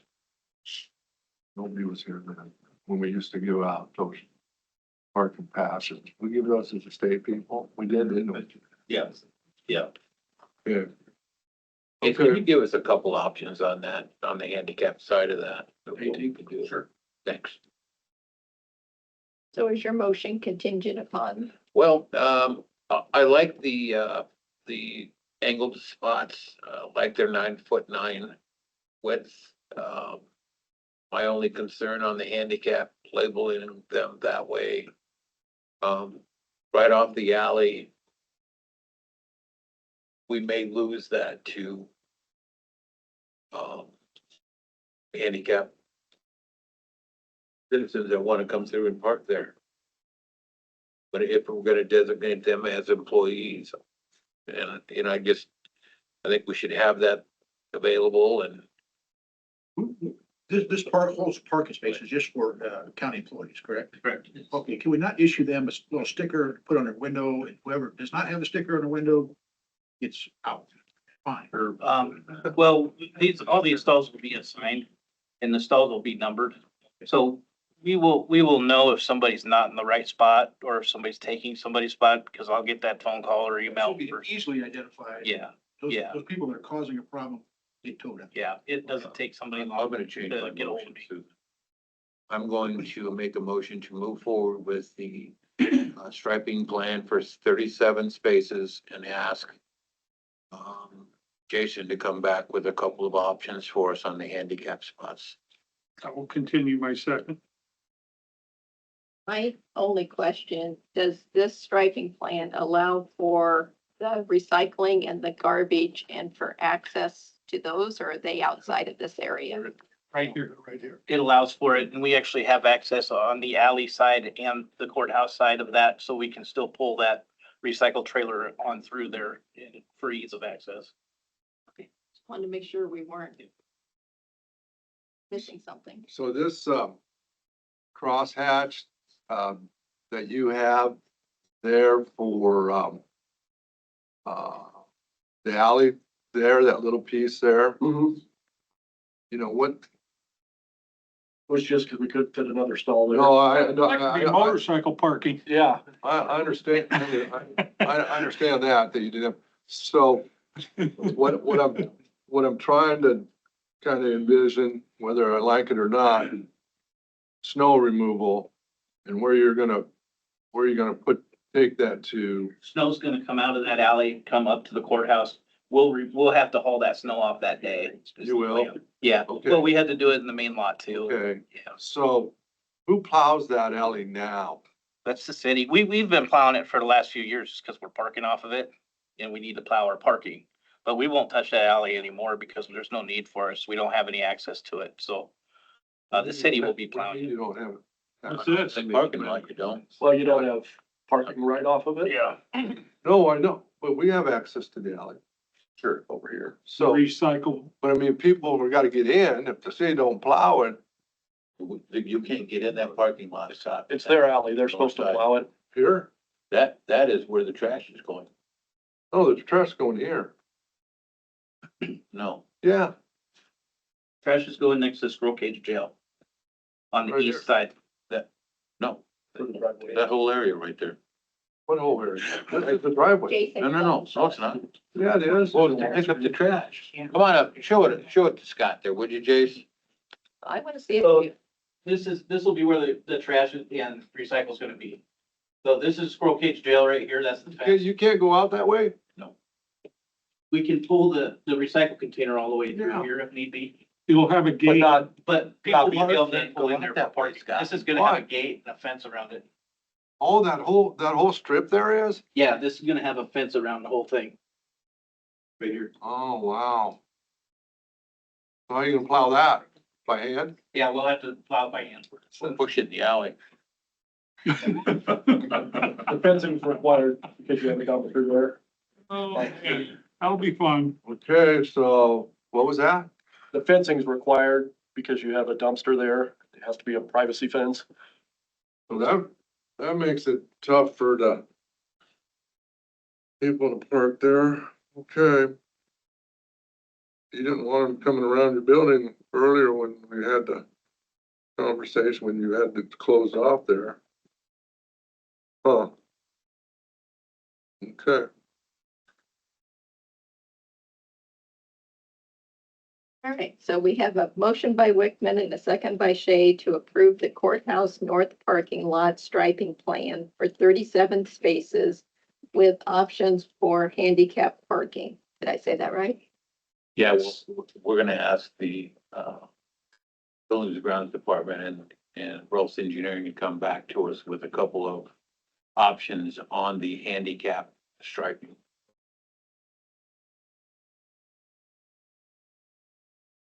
What, from 0 to 4 or? Well, does it have, what is the actual requirements? Does it have to be just some sort of sign for handicap parking, or does it actually have to be painted? I don't think it actually has to be painted. I think it does. It has to be painted and there's a sign that has to. I know the sign has to be there, but I've never seen where they're always painted. I think according to the SUDAS standards, they're supposed to be. Well, then the parking police better get out and start doing their job. Well, again, I'm to the point, why not issue a little sticker in the window? Or if you're not supposed to be there, you Yeah. get hauled out. I mean, why all the signs? How many stickers do we give them? One on the window. Yeah, but what if you drive three different cars? Well, If they're for fine, employees only, yeah. one And other stickers don't option- cost what? I 50 think we're cents? getting a little carried away with it myself. Hey, put some signs up. If we have much problem, we're gonna have the others parking out here. It'll open that up. It's gonna be a lot better. Well, employees generally get to work before the public gets here. Yeah, The parking lot should be fairly full, you know. we just want to accommodate Oh, I'll call for that vote. everybody that needs it. All in favor with proceeding with the parking lot striping plan for 37 spaces? Aye. Aye. Aye. Opposed? Motion's carried. All right, and with that, we See my have, parking spot already, easy. Which judge is going there? never sweet talk Jason the best. Those are for county employees. Yeah, right. all right, next up, we have Jason Slack, Director, Buildings and Grounds, discussion and or decision on awarding contract to Midwest DCM for the courthouse north parking lot. Is that your recommendation, Jason? How I'll move that for you. Okay, how do they, who's gonna, did we work with these guys before? No. Who's gonna, are you responsible for watching over them? I don't have that in my contract now. I can. if you- Who can we get to watch over 'em? I mean, this is half the price I was gonna, of the next bid. I was gonna Half. contract, Teal Geotech to come in to do the testing on the concrete. It's actually in their contract to do testing.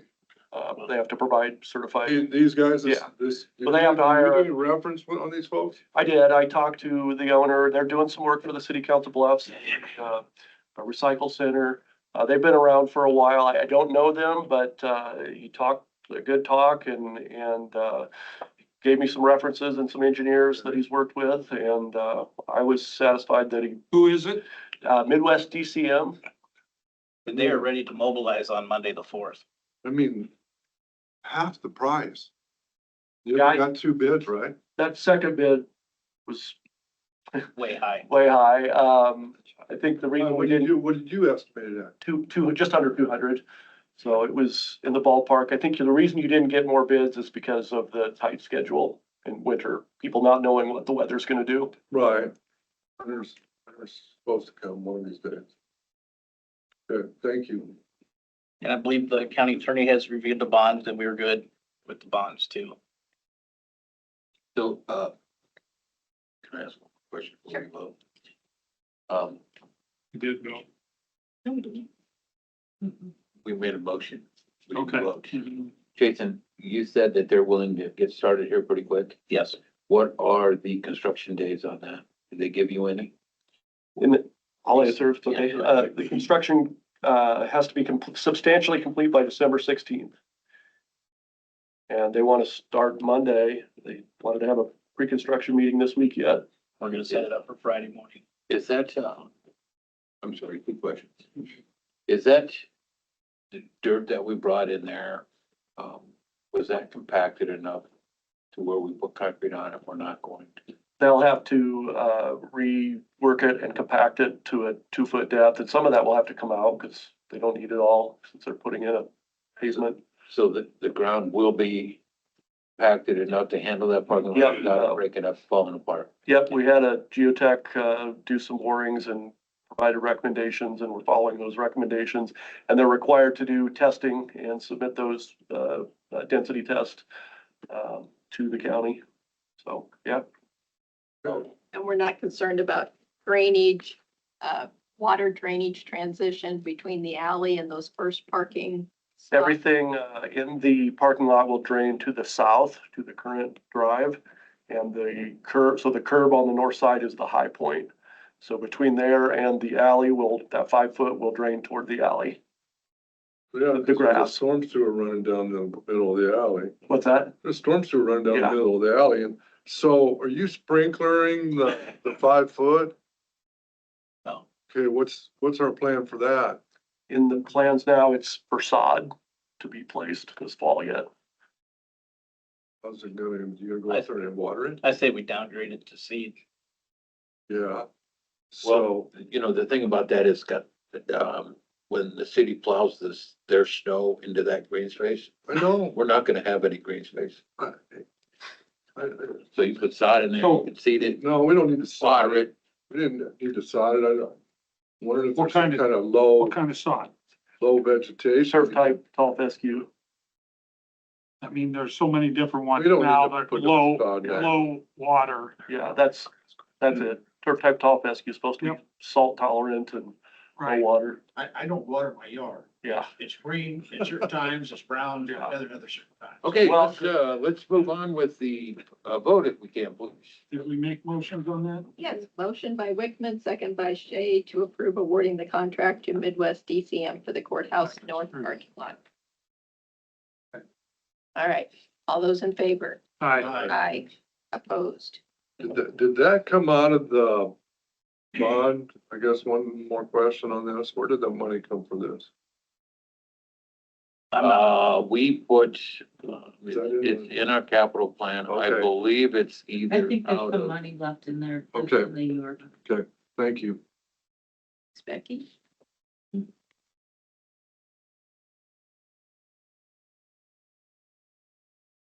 So that motion is carried. Thank you very much, Jason. Don't promise any spots to anybody. already got mine picked out, Jake. Did I miss it? I need to walk. I'll stay where I'm at. Good question. Where are the judges parked? They park right over there by you. Right now, they're parking in that lot. In that lot. So they don't have any assigned parking spaces. Yeah, they did have. They're all gone. Yeah. Yeah. Yeah, they What? had 6 spots right off the alley there by the school cage. Oh, yeah. Okay. Sounds good. Next, we have Jamie Peterson, GIS Coordinator, GIS discussion and or decision Thanks, you to guys. authorize the board chairperson to sign agreement for GIS services with the Omaha Council Bluffs Metropolitan Area Planning Agency. Morning, Jamie. Good morning, Jamie. Motion to approve. I'll second that one. I mean, I want to say a tiny little bit about it. I'm gonna let you say. a Okay, little bit, okay. But them sending all that hula over with it was. malarkey. 93 pages of, almost unreadable material. It's a lot. Unbelievable. Yeah. I printed off, 3 of those pages and I think it's sufficient for me to get across that part of it. I mean, what I would say about it is we've been doing this contract with MAPPA since I've been here Well, I was for 20 gonna say. years. The work is, overlapping in nature. The hours that we put towards these projects, Chris and I track. And a lot of times that is, not special to a MAPPA initiative, but towards roads and towards parcels and towards things that we are doing as a county that are mutually beneficial to them as well. And yeah, this just highlights that partnership continuing. This is the largest amount we've ever had with them. I think it represents a pretty significant portion of our GIS budget, and as a department that has 0 mechanisms for getting revenue outside of our services, I think we do a good job of that. We have nothing to sell. We have no fees coming in. And this is a good thing for the county. It's been instrumental in growing the GIS department throughout the years as well. You did a nice job with these parking lots too. Jamie, did, any of the, cost increase? This is up from, I mean, it was about $6,000 difference from last year. So our match would have been 20% of that $6,000 increase. And all that comes through staff time and hours. So the different, $1,200. $1,200. approximately. I don't have the last contract in front of me, so I can't give you an exact number on that. Okay. I'll tell you this, we cover our hours in 3 quarters. So I've requested 100% of this money after quarter 3. So we have room for, we could stretch these projects into quarter 4. If we could ask for 120, we would. If we could get them to award us that much money, we would, because the time we're doing is, makes that an easy ask if they would award us that much. So when I request for these funds, it's based on projects, and the work that we can do is always, we can always put more work towards, or more hours towards these. This is what we've settled on. They've settled on. That's your recommendation. That's my recommendation. We have a motion and a second on that. Yes, we have a motion by Belt and a second by Shay. What, Kristen? Did you read this? This particular, I don't think I did. so this would be I wouldn't be here today if you did. right. And I would just say that, in this case, the cover sheet agreement is what generally changes their, if you would go back and look at the last 10, they're all exactly the same contracts for all of the entities or that. Signature. That's what I'm looking for. They must I have, made it, I think it's 23 or 26. must have a new in-house lawyer, huh?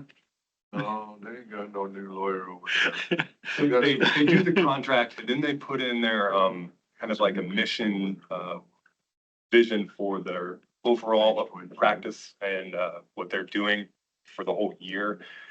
And then the last two pages are really what we contribute. So 93 and 94, what our specific projects are to that. We throw, There isn't a, we throw Jeanette's time in on this project. It took her about 2 days to put all this stuff in this.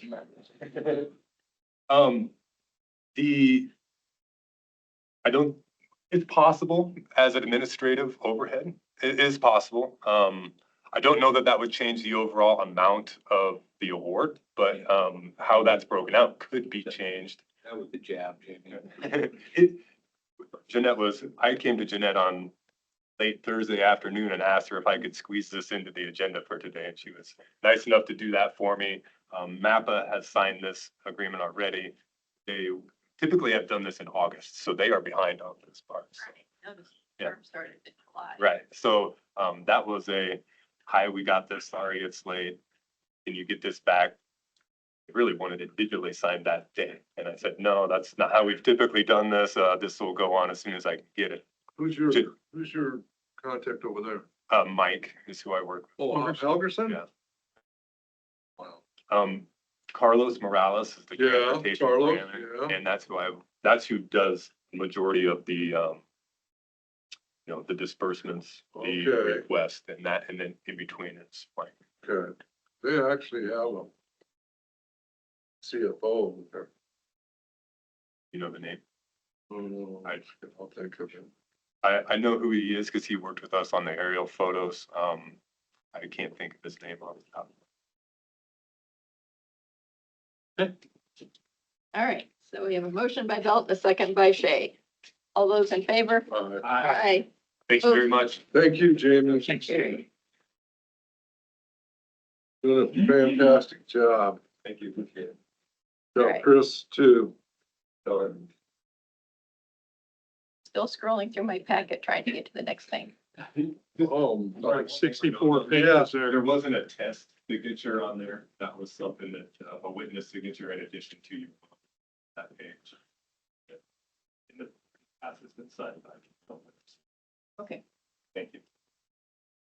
All right, next up, we have Becky Lenahan, Finance and Tax Officer, Auditor's Office, discussion and our decision to approve and authorize board to sign resolution number 62-2024 entitled Resolution for Transfer from General Basic Fund to Impact Fund. So moved. second. Why are we doing this? This is on the advice of the CFO, Mitch Craig, to take money for the impact fund to pay Bob Mings for debt. I like to call it debt relief agreement instead of unforgivable loan for street improvements. Matt.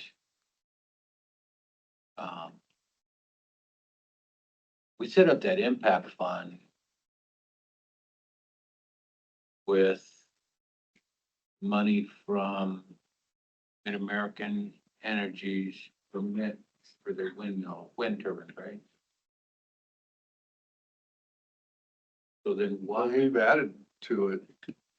why would we want to move, why would we want to spend anything out of the impact fund for, a development?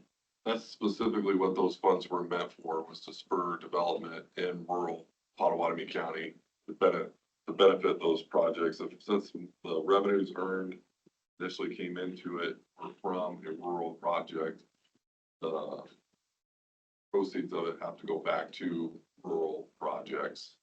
So the TIF with the industrial development down there is reimbursing the impact fund with those TIP dollars. And then, when Mr. Meeks came in. Jason Armstrong's development. So then when when Meeks came in about this, that was, what we looked to pay for it out of. Has any of those impact fund dollars been deposited in our general fund? Initially, I believe when the TIP funds come in, that initially does go into the general fund and then they, The tip funds yeah, from industrial, from down there? Yeah. No, they have their own fund.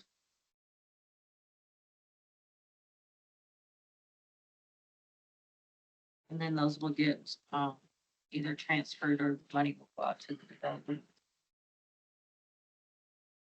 Well, the impact fund has $79,000 in it. I looked today. It's 99,000, Know what it was? 99,419.13.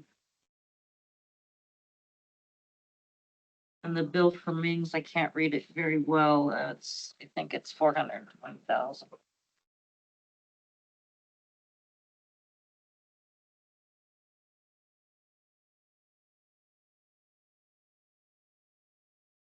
Is this, time sensitive?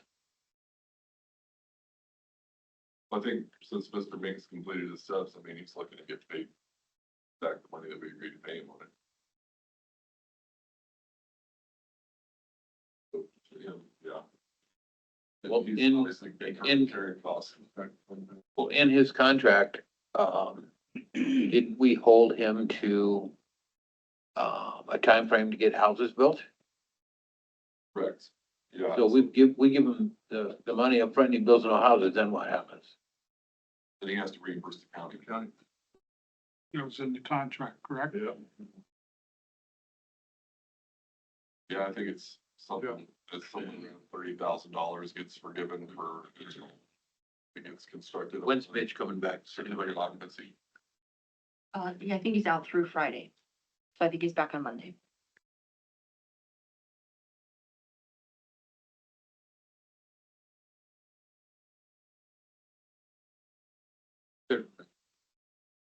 I mean, I have some other questions. I just don't know if I want to ask them without Mitch being here. I would ask you to consider tabling this till next month. They already have a motion by Jorgensen and a second by Bell to approve. They can, withdraw that if we can vote it down. We'll be voted up. We can vote it up. Let me ask, what's your concern? How it's coming out? Well, we have a general fund and we have a rural fund. Right. So we're taking money out of the general fund and giving it to the rural fund. Should those funds come from the rural? We're taking out general fund and giving it to the impact fund. Which has to be spent on rural projects, Scott. What does? The impact fund. Right. So, The general fund can be spent on rural projects. Spent on anything.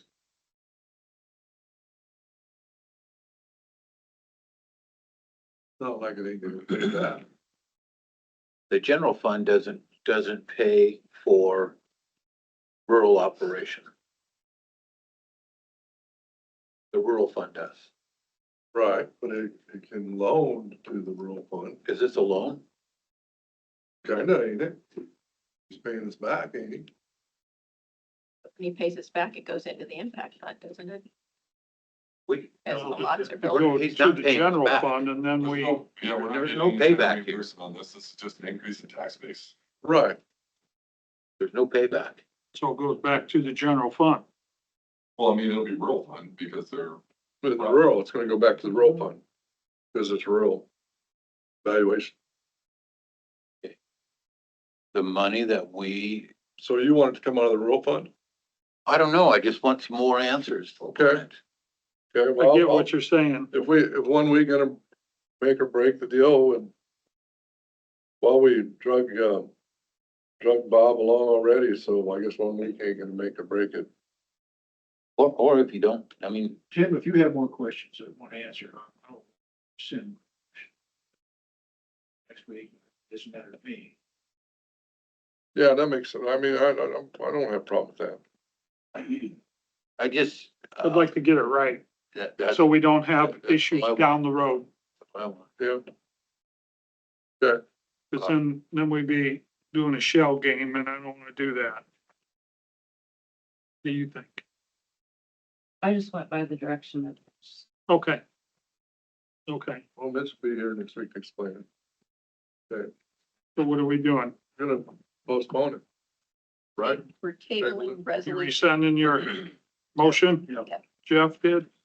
I'll take my second back.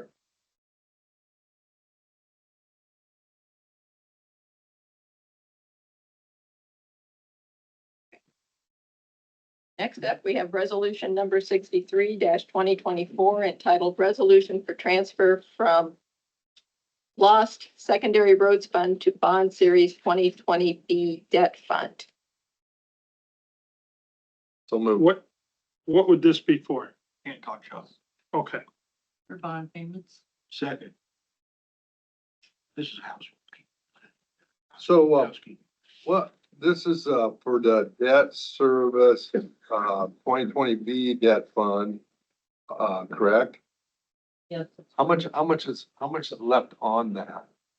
You know, Then I can look it up and I'll send you the schedule. okay. What, The that, next one's the same. yeah, the same thing. Yeah, I'd like to, those don't show up on the stuff you send us every Tuesday, then those bond dash. What's the balances? With the balances, no. No, okay.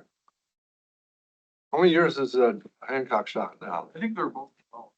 Hancock could be 10 and the other one 12. How many years has that shop been out there now? 3? Yeah. Well, 4 since we did the bond anyway, so. Okay. Thank you. All right, so who made that motion? I did. Okay. All right, motion by Belt and second by Jorgensen to approve resolution number 63-2024. Becky, will you call the roll, please? Chairperson Miller, Aye. Supervisors Belt, Aye. Wickman, Aye. Shay, aye, Jorgensen. Aye. Thank you.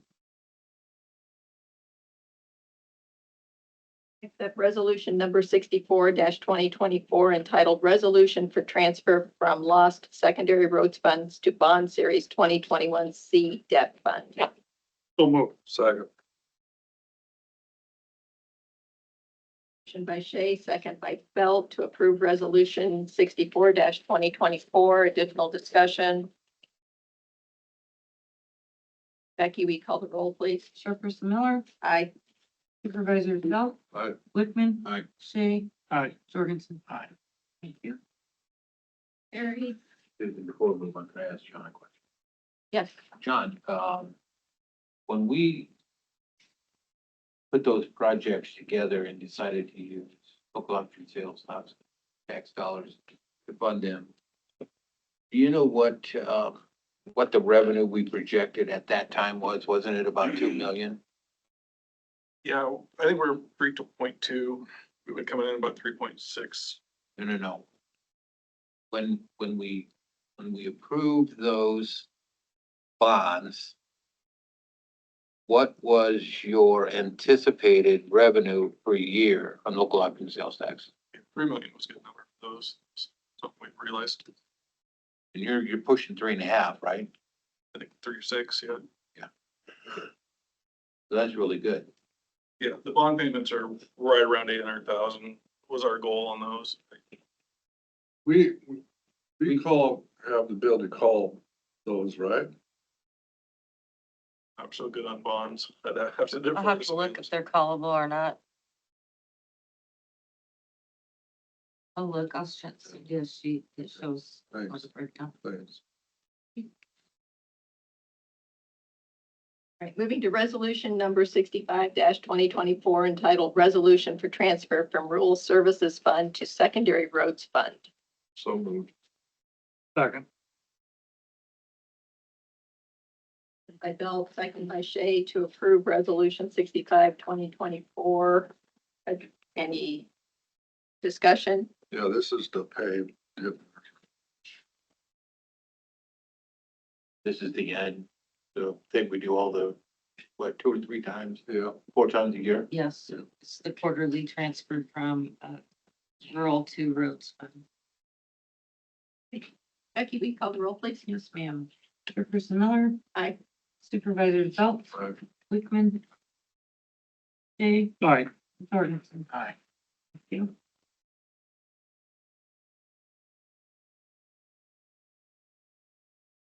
Thank you very much, Becky.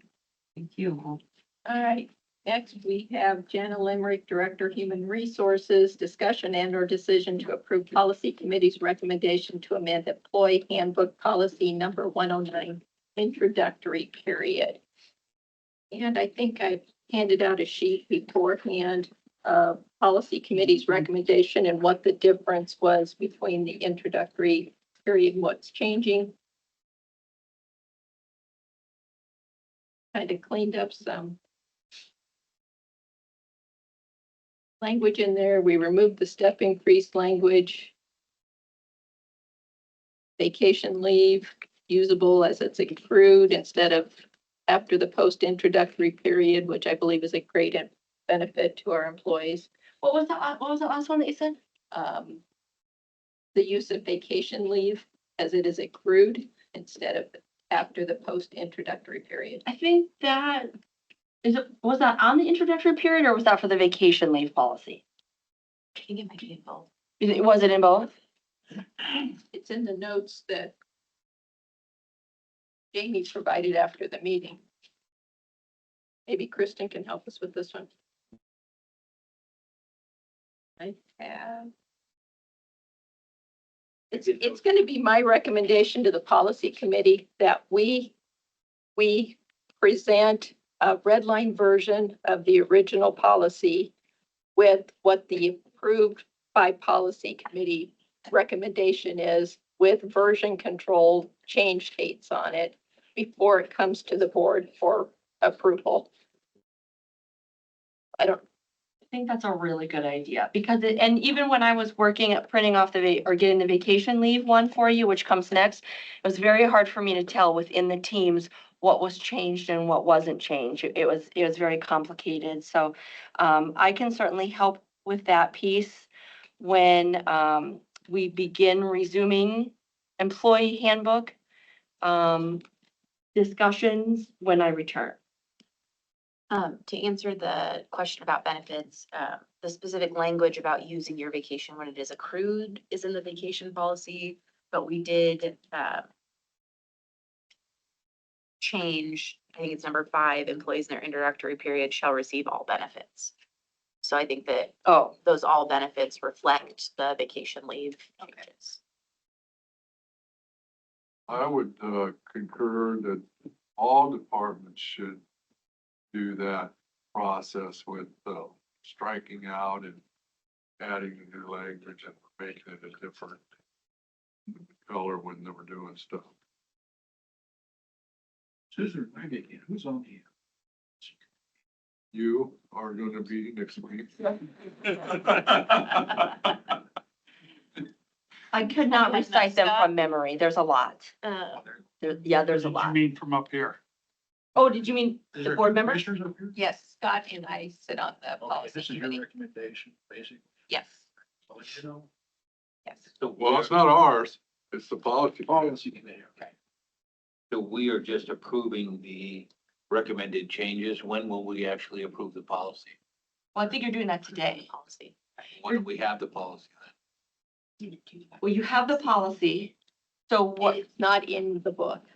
It's not in the packet. That was, Oh, I can see in the packet. Pardon me? I'm looking at it in the packet. handbook policy 109. Yeah, I got it. I had to pull it up from our study packet from last week's agenda. Yeah, I've got it in the 1029 agenda packet. It's Scott, you can see it? page 229, I believe, is where. or 229 out of 850. Is 230 out of 287. that what it is? I have vacation leave.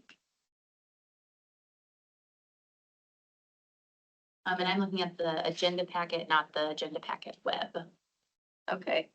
I'm not comfortable moving forward with it, looking like this and not getting the information to the board. We need to clean it up, package it up. So I sent Jeanette a very clean version that sounds like is in your packet. I'll be happy to have Heather address this again next week, but guess I need to know what exactly needs to be given. I handed out the description of what's changing. Yep. And do you guys have it in your packet? I probably loaded mine too soon and I don't have the most current packet. Right here. So. Are you on? Yeah. 2-page. Yep. Yep. It has my handwriting on it, but yep. When I look at this, Mhm. and it says, during the policy committee, it was suggested to provide a template or two that can be used. For what? Okay. Oh, there was discussion in the policy committee that a template be provided for the evaluations. So that if department heads want to use a template to do the evaluations, they can, but we didn't want to put it in the handbook because they're not required to use them. So we're still discussing whether those will be added as like an appendix or appendices for possible use later. They're not referenced in the policy.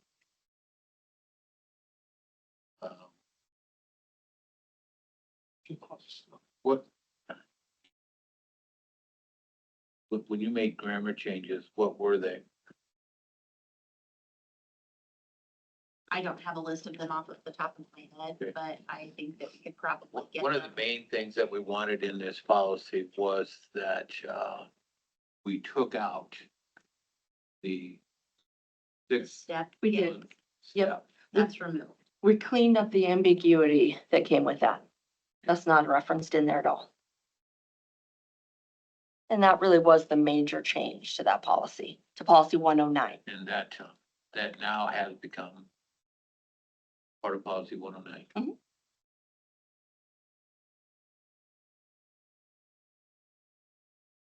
And when you make changes in the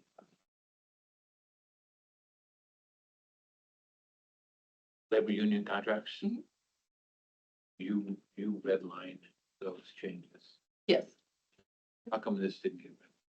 So I wasn't present at this meeting. And when I went in to grab these from the teams, they weren't already redlined and it was very, and Kristen and I had a conversation about it. It was really unclear to look at the changes. And so what I did consider was pulling up two very different versions, making the red lines myself, and then completely just did not have time. And if you'd like that for next week, we can make that happen. But what we need to do in policy committee then is how we're editing them during policy committee. We need to change how that happens because there shouldn't be this much work afterwards to get them redlined. I mean, this 109 was a very simple policy. The changes made were pretty simple, but you're right, you can't see them. And that I think would be best for you to see them redlined. And this was through teams and this is the first time the labor negotiations. have never been done it. No, we're not talking about labor negotiations. When I present union contracts to you, Contracts. they are always redlined, so you know what changes. Right, but they weren't in teams, and that's the difference. If we're moving to this teams environments where Oh. everybody can put in their comments and their edits, and that's why we don't have a clean. There is a bit of a learning curve, especially for me, David wasn't there last time, so usually he's in charge of kind of accepting the changes. And I don't know how to do that well, This apparently. policy in, Word format, Yes. so you could, highlight some language in there and change the font or change the character color. Tim, we absolutely could do that if that's what you want for the next time. I didn't do it before this board meeting. If you would like to table this, No, we can I make don't have those any problem. changes. The main thing in It this goes is, back to policy for policy committee. Why we need one.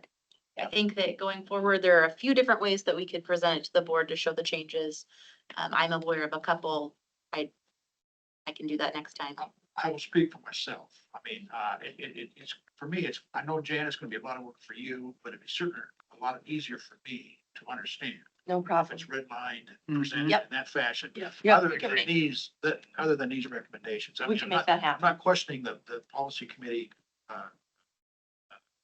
attention to all of this, but, for me, it'd be easier to understand. No problem. I agree. Moving No problem. forward, I think there are a lot of different ways to do it on the front end rather than going back and doing it on the back end. So the policy committee can absolutely do that for any policies that will come in front of the board in the future. Jan, I think your recommendation for this, Policy number 109, yes. I'll make that. Second.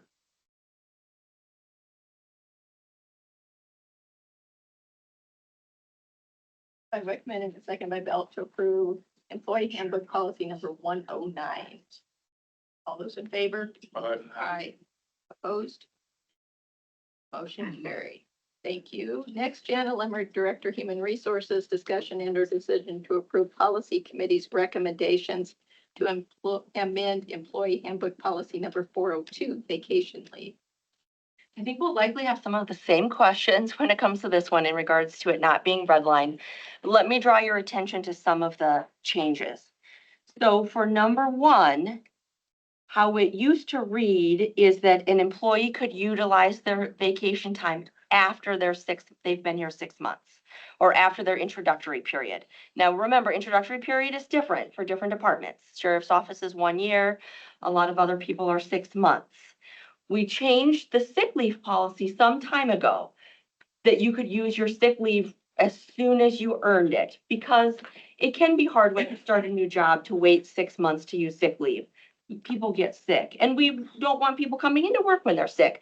So I think this is somewhat following that. So you accrue vacation time the very first day that you work. And we used to say you have to wait 6 months to use it. Policy committee, or possibly the majority of policy committee, is asking that 6 months be removed. So if you've been here 2 weeks, you've earned vacation time, and then if you ask to use it, you can be allowed schedule permitting. Does this policy, Jana, have any financial impact on the county? It will, once we get to some of the further ones, yes. So that change in number one would not have a financial impact because we pay it no matter what. We pay it when you use it, or we pay it when you retire. I So- don't see a change. Well, and that's because you don't see the red line version. And so number one used to say, you can't use your vacation time until after you've been there 6 months.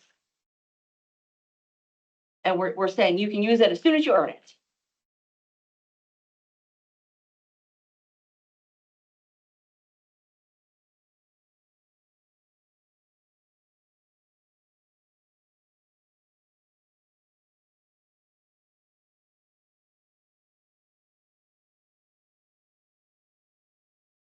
What's the total financial impact of these changes, Jana? Well, the total financial impact can't be determined at this time. If I can, when we continue, I'll get to that piece. And you'll understand why it can't be determined at this time. So let's keep moving forward, and then I think I'll answer your question. Going to number 6. What 6 is saying in that first paragraph is that employees may not receive compensation for accrued vacation in lieu of time off unless it's approved by the department head and the board of supervisors. So that means I'm asking to be paid for some of my vacation time, but I'm not taking vacation time. I'm not taking a day off. Where that comes into play seems to be emergency situations. During COVID, we did that, in which employees were not able to use their vacation time because they were so busy. So they were hitting their maxes and they weren't even able to earn any more vacation time. So we came to the board, asked you to approve a payout. I can't remember how many hours it was. So that we could bring them below that max limit so they could keep earning vacation time when they weren't able to take it. So policy committee has said they want that in this policy, where in the past we've handled that on one-off exceptions. And so that cannot be determined because that would be a case-by-case basis when a department head brings it to you asking for it to be paid out. So that I can't calculate for you. And then, so in that instance, I don't, was it, well, who was it? Was it FEMA or whatever? They reimbursed us for No. those, I don't believe they reimbursed us for that. those people, for the overtime or for the regular wages? They reimbursed us for the overtime, but not for this vacation payout. That wasn't reimbursed. Okay. I don't even think we asked them. I see that as a really good thing for the employees. You know. Yeah, it not wanting doesn't to happen not very earn their often. vacation time. But it still has. We were in a very ugly time during COVID. Who knows if that'll happen again? But it still has to come through the department head and back To you, to us. correct. So there's You still put an it that approval way. process. To me, that sounds good. So is there a, I don't remember discussing this policy, but that was a, probably might have heard my brain.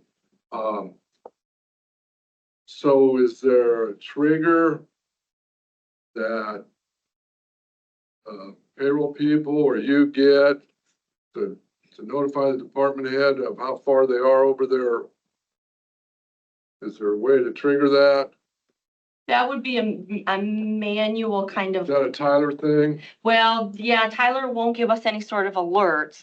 So it would be a report Boy. that could be run. Now, you get one monthly, right? Does payroll send you a report monthly of what employees' balances are? We get, the employees get reported their balance every paycheck. It comes on their stub, so. It does come on their pay stub. And so if John had people that were working a lot, he would be able to know they're at their limit. I might want to come and ask the board to pay out some so they can continue to earn and stay under that limit. I like that. I do. So last year, can we identify how many times that would have happened? We can, you mean for COVID or how many? No, for just No. normal year. I don't, yes and no. We can run reports to find out how many times an employee hit their max, but that's not what this is saying. This isn't saying just because you hit your max, we're coming to the board to ask you to. No, but you have to go over your max to come and ask the board. Well, you can't go over your max. Tyler stops you. That's what I'm saying, but that's what we're saying the same thing. If that happened, I wasn't aware of it last year. Okay. All I'm aware of is when this happened during COVID. Could Okay. this happen during the major snows? Sure. We've had this happen. That's what I want to We see. kind of had with a foreman that scheduled vacation and we recalled him and he quit accruing time during that. So the union employees have the ability to sell vacation back and manage it that way.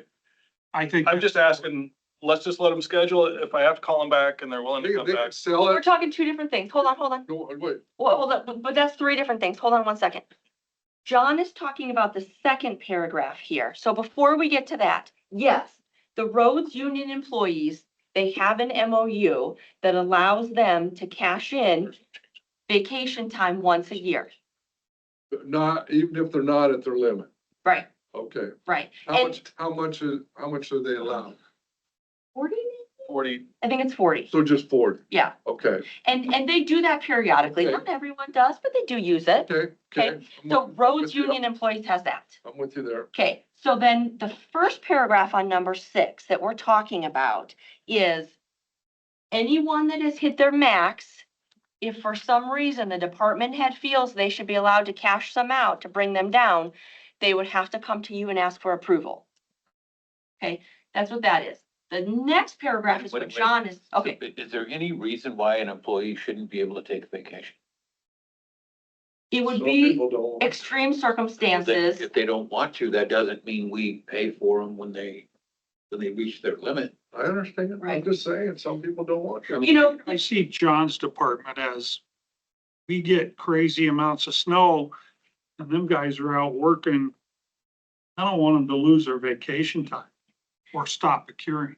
and I think that's one reason why in for their union, they can cash some out. But then also, John would have this ability to bring it to you if you wanted additional, right? That language hasn't changed. Or something. Jenna, if you hit your limit, why would we pay you? You wouldn't. I get my limit all the time. I'm probably at my limit right now. And we haven't paid you. I have never asked to be paid out. Now, during COVID, I could see absolutely why we did Yeah, that. you know, So but those are there are some extreme situations where we, just where we like might. a snowstorm. I mean, you can't project it. Correct. That could be handled by itself. I'm talking about for our standard employee. Give me one reason why we would do that. I mean, we've had a think it max. just have to be a major event like a snowstorm or COVID or something like that to Well, even but ask for. that's addressed in the second paragraph of this, of item 6. Well, that's I'm addressed talking in the about the first one. paragraph. Yeah, the first paragraph. We have maxes on our vacation and always have, as far as I'm aware. Maxes are there. You use it or you lose it. You use it or you lose it. So I mean, people do hit their maxes. We encourage people to take vacation, to take some time away from work, refresh, right? I don't know if a department head was to come and bring you a request that wasn't related to some extreme situation, I don't know what criteria you would use to make that decision. I don't know that a request would be brought to you, but we have it here where a department head could ask you. It just doesn't really happen. That was it. This might be off, If we haven't changed off it. subject, but when we got our audit and our audit comments, we did have 3 people that were over. One, they slashed the comment because it was, maintenance workers. And I think one might have been roads. There is one in the sheriff's department that has a lot of hours that something needs to be done with that. So I think I thank you, Becky. I think that's a really important part to why we have this policy and why we have maxes and why we need to stick to them. So Tyler, the system I think does stop you, but there might be outside records of things, which that's another topic that shouldn't be happening either. But those ones I must think you're be in referring to Tyler. comp time. If they found it, What? I think No. you're referring to comp. it's time. vacation time. No, this is vacation time and it's like. We had one 600 vacation some because the system just does that.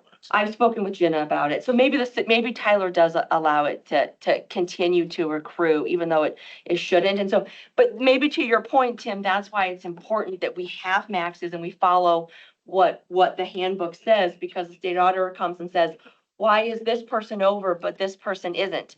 That needs to be brought down right away. So if in Becky's example, in the union contract, they can only get a certain limit of vacation, right? In the employee handbook, correct. Union contract and the employee handbook, correct. So how did they get over that? I think the situations are different for each one of those. I think the situations are different. Well, if you allow for one, you allow for all.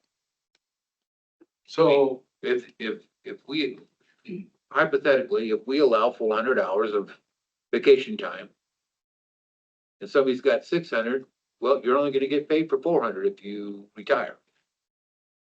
Right? Yeah, I mean, I think I can speak to one situation for sure. One situation maybe, and then the road situation, I don't know So anything that about. we really don't have a policy then. Well, it might not be, we have a policy. We've always had policies, but We don't follow them. sometimes it's not being followed. So is the person at the jail, at the sheriff's office, in, union or non-union? Non-union. So, I mean, that's the same situation we ended up with the previous sheriff. One of those situations is exactly what you're referring to. The other one is a different person. And it's my We understanding, cleaned that up when we did that deal, apparently we did. it's my understanding that Andy is working on it and is putting a plan in place and has been for some time to work on it. We wouldn't say to an individual, you got 200 hours more than you're supposed to, go ahead and take them so you get back down to your limit. We would. In So this then- situation, we would. So we say you can take these 200 hours that you're over your limit? Yes, to bring you down to your limit. No. Once you hit your limit, you don't keep accruing. That's what's supposed to be happening. Yes, that is what's supposed to be happening. So we cut the 200 off and put this person back at the 400 or whatever. Well, you would never allow them to go over to begin with. Well, For we these did. people that have, yes, we did. And so because they've been allowed, we need to figure out a plan to bring them down. Cutting them off may not just be the plan. And I'd have to talk with Andy further about what his plan is for these. Yeah. I know that Andy's working on it. This How is about the other two ones? The other two I'd have The to, other two are fine. I mean, they've been taken care of. They've been taken Ours were care of. comp time. It wasn't vacation. Yeah, and the Man, other one I was just don't, maintenance worker that's I don't allowed have to the take over. concept of not taking vacation. I just don't. Brian, you enjoy your vacation. No, but I mean, you need to get away and not think of your work for a little bit. Everybody in this place does. It might be some training maybe for our leaders as well to say, encourage our people to take time off. I get it, but Sometimes. I'm just saying, Right, but I'm just, I mean, Brian, you sometimes get when you away. take vacation, you still have to work while you're on vacation. vacation can be work. Or some employees do, I guess. Yeah, we're encouraging them to schedule it. It's just when I recall them, I want to have a vehicle there for them to And take that- that balance down. So let's talk about this. That's a good I get segue. that Sean. part.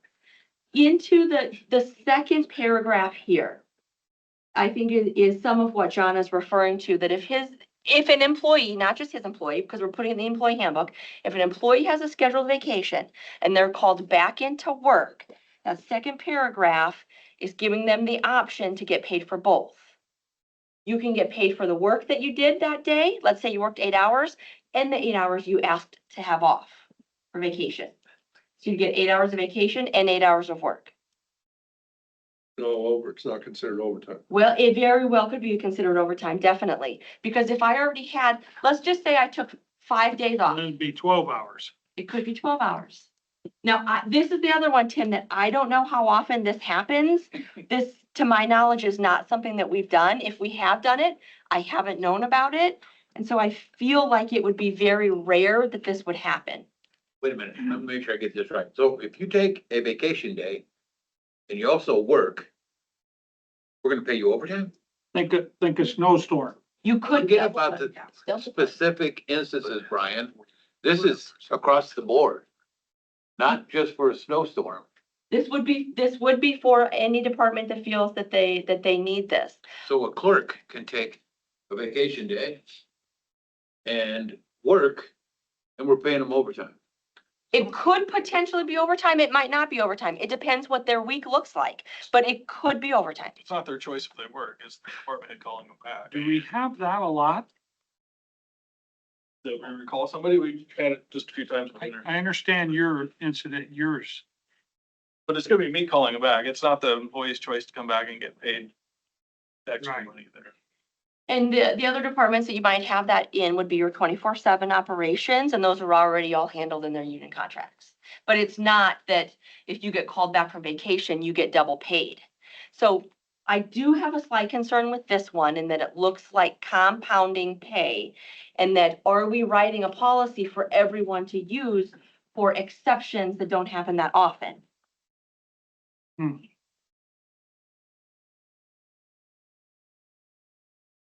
Okay, well, that's enough to, move this conversation onto another meeting. If you're not happy with that language, why would we approve anything that we've got? Well, this is coming from policy committee, so I'm presenting what they are asking to present.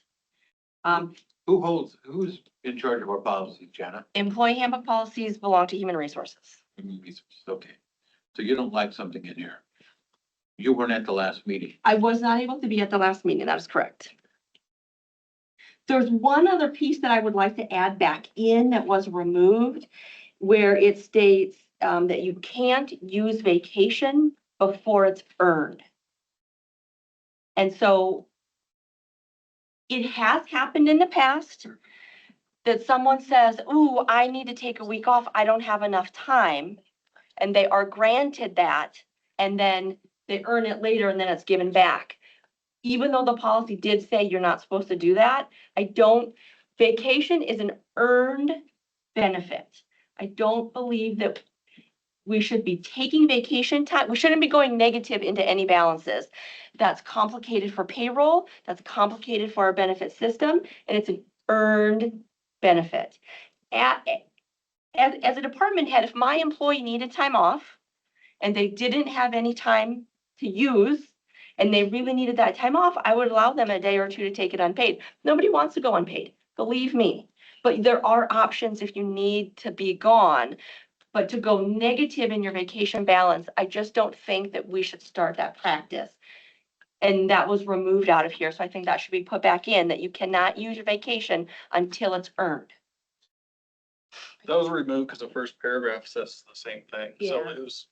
But it it, said twice. I think it's just duplicate. but it doesn't say that in here at all, that you can't use it until you earn it.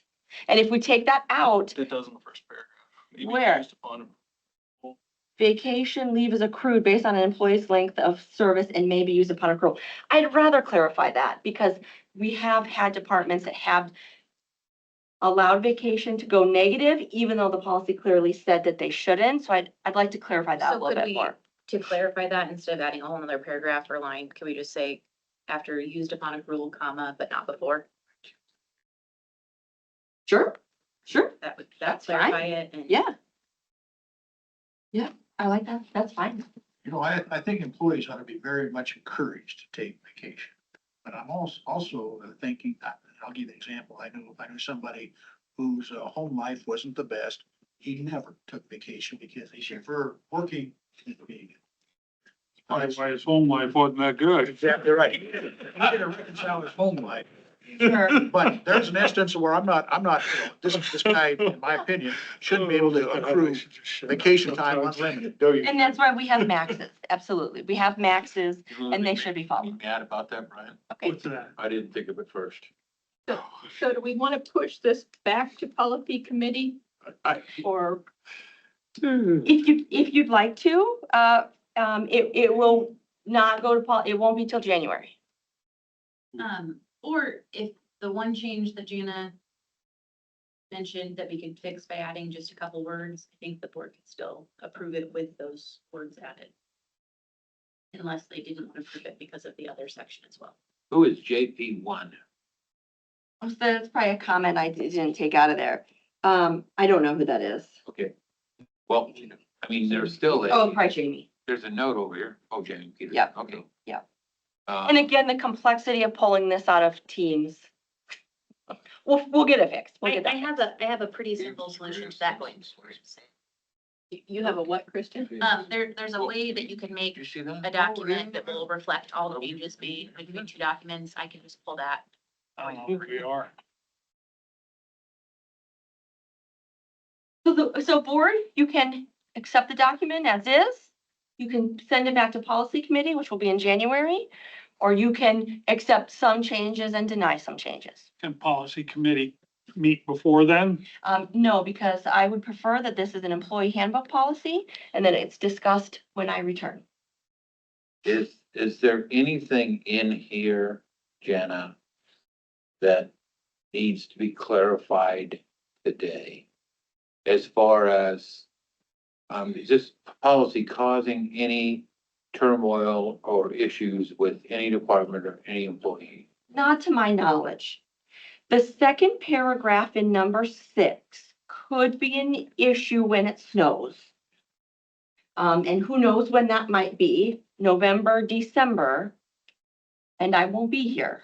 But John's already got that under control. Well, you just said you did. I would like to give them that option. We can make it a departmental policy. Well, we need to see your departmental policies because they need to be approved by the board. What if you handled this in the past? Just regular pay? And vacation goes back in their bank? Yeah. Okay. Problem is if they're losing it. So, You know, that's the other thing. We can't have departments putting policies for them that, number one, the board doesn't know about. Number two, could contradict something else in one of our board policies. I mean, whether it be compensation, time off, I mean, you name it. And I mean, we have some problems in the roads with it right now, in my opinion. So if this, well, snow could be an issue. Yeah, I think the second paragraph in 6 could be an issue for the roads department before January. It's possible, it's hard to say. It's hard to say. Well, it sounds like have you been handling, how have you been handling it, John?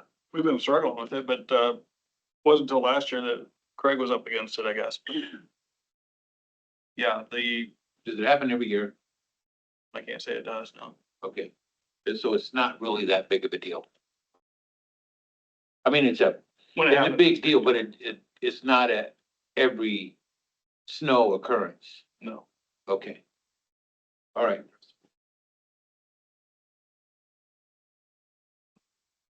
do we want to do? Jenna, did you see this, the comment that Jamie put in on the side? I think it's Jamie. Yeah.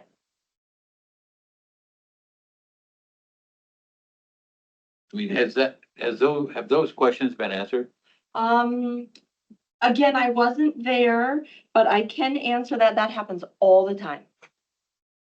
When an employee, and this happens in a variety of different departments, if an employee is going to retire and they have a large bank, they will say, my last day is October 1st.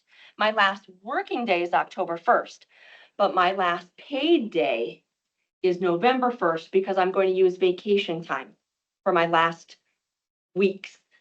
That happens all the time. Well, who would care about that? I mean, why would we care about I mean, you have to pay it out no matter what. You either have to pay it out when they use it or you have to pay it out when they leave. Department of Labor, you always have to pay out vacation time. So it's, But doesn't that, It only affects if you hire somebody beforehand. right, exactly. that's a good point. If you hire somebody, if you need somebody to fill that position, you're double paying. Mhm. While someone is active, I mean, you're still gonna pay it out anyway.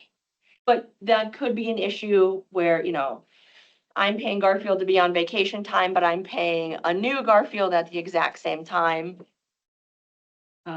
That could be We're an paying issue. two Garfields now? That's how you're supposed to manage your department and have that communication with your employees on those situations, so it's not a surprise when Billy Bob walks in and hands you your Sure. slip and you say, oh, I'm sorry, I haven't talked to you in 2 years, Billy Bob.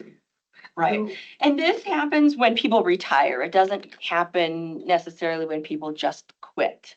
If they Well, say, that's a I've whole taken different another job. situation, somebody quits. But Jamie is correct that it is not written anywhere. It's not documented anywhere that we can or that we can't do this, but this happens all the time. Let's get it documented. Talked to him this morning, Andrew, document. I heard I should write stuff down. That's great.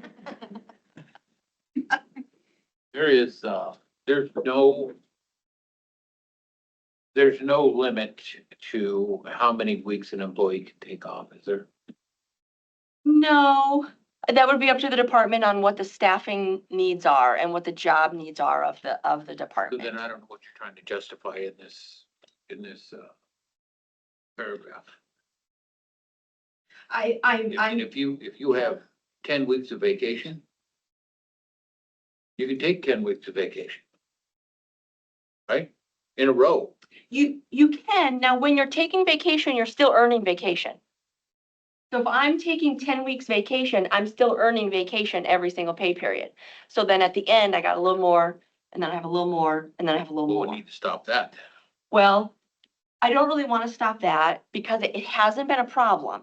But if we're saying that that might be a problem, that at the end of your employment, you're gonna take 10 weeks vacation, but you're still earning vacation, then somehow we need to write it just for that scenario. But when people are taking normal vacation amounts, which is the common thing, to earn vacation while you're on vacation, I think that's okay.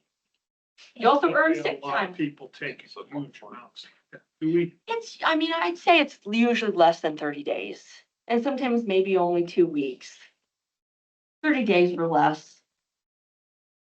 Well, I know I'm with you, Brian. If I had vacation time, I'm taking it. No, take it. Well, All right, so, we're gonna come back with this, is that the plan? Motorcycle trip. And did you cross out E? Excuse me. We canceled A, 3A is 3A of the agenda. Sorry. Yeah, I just real quick question. Do we have any issues with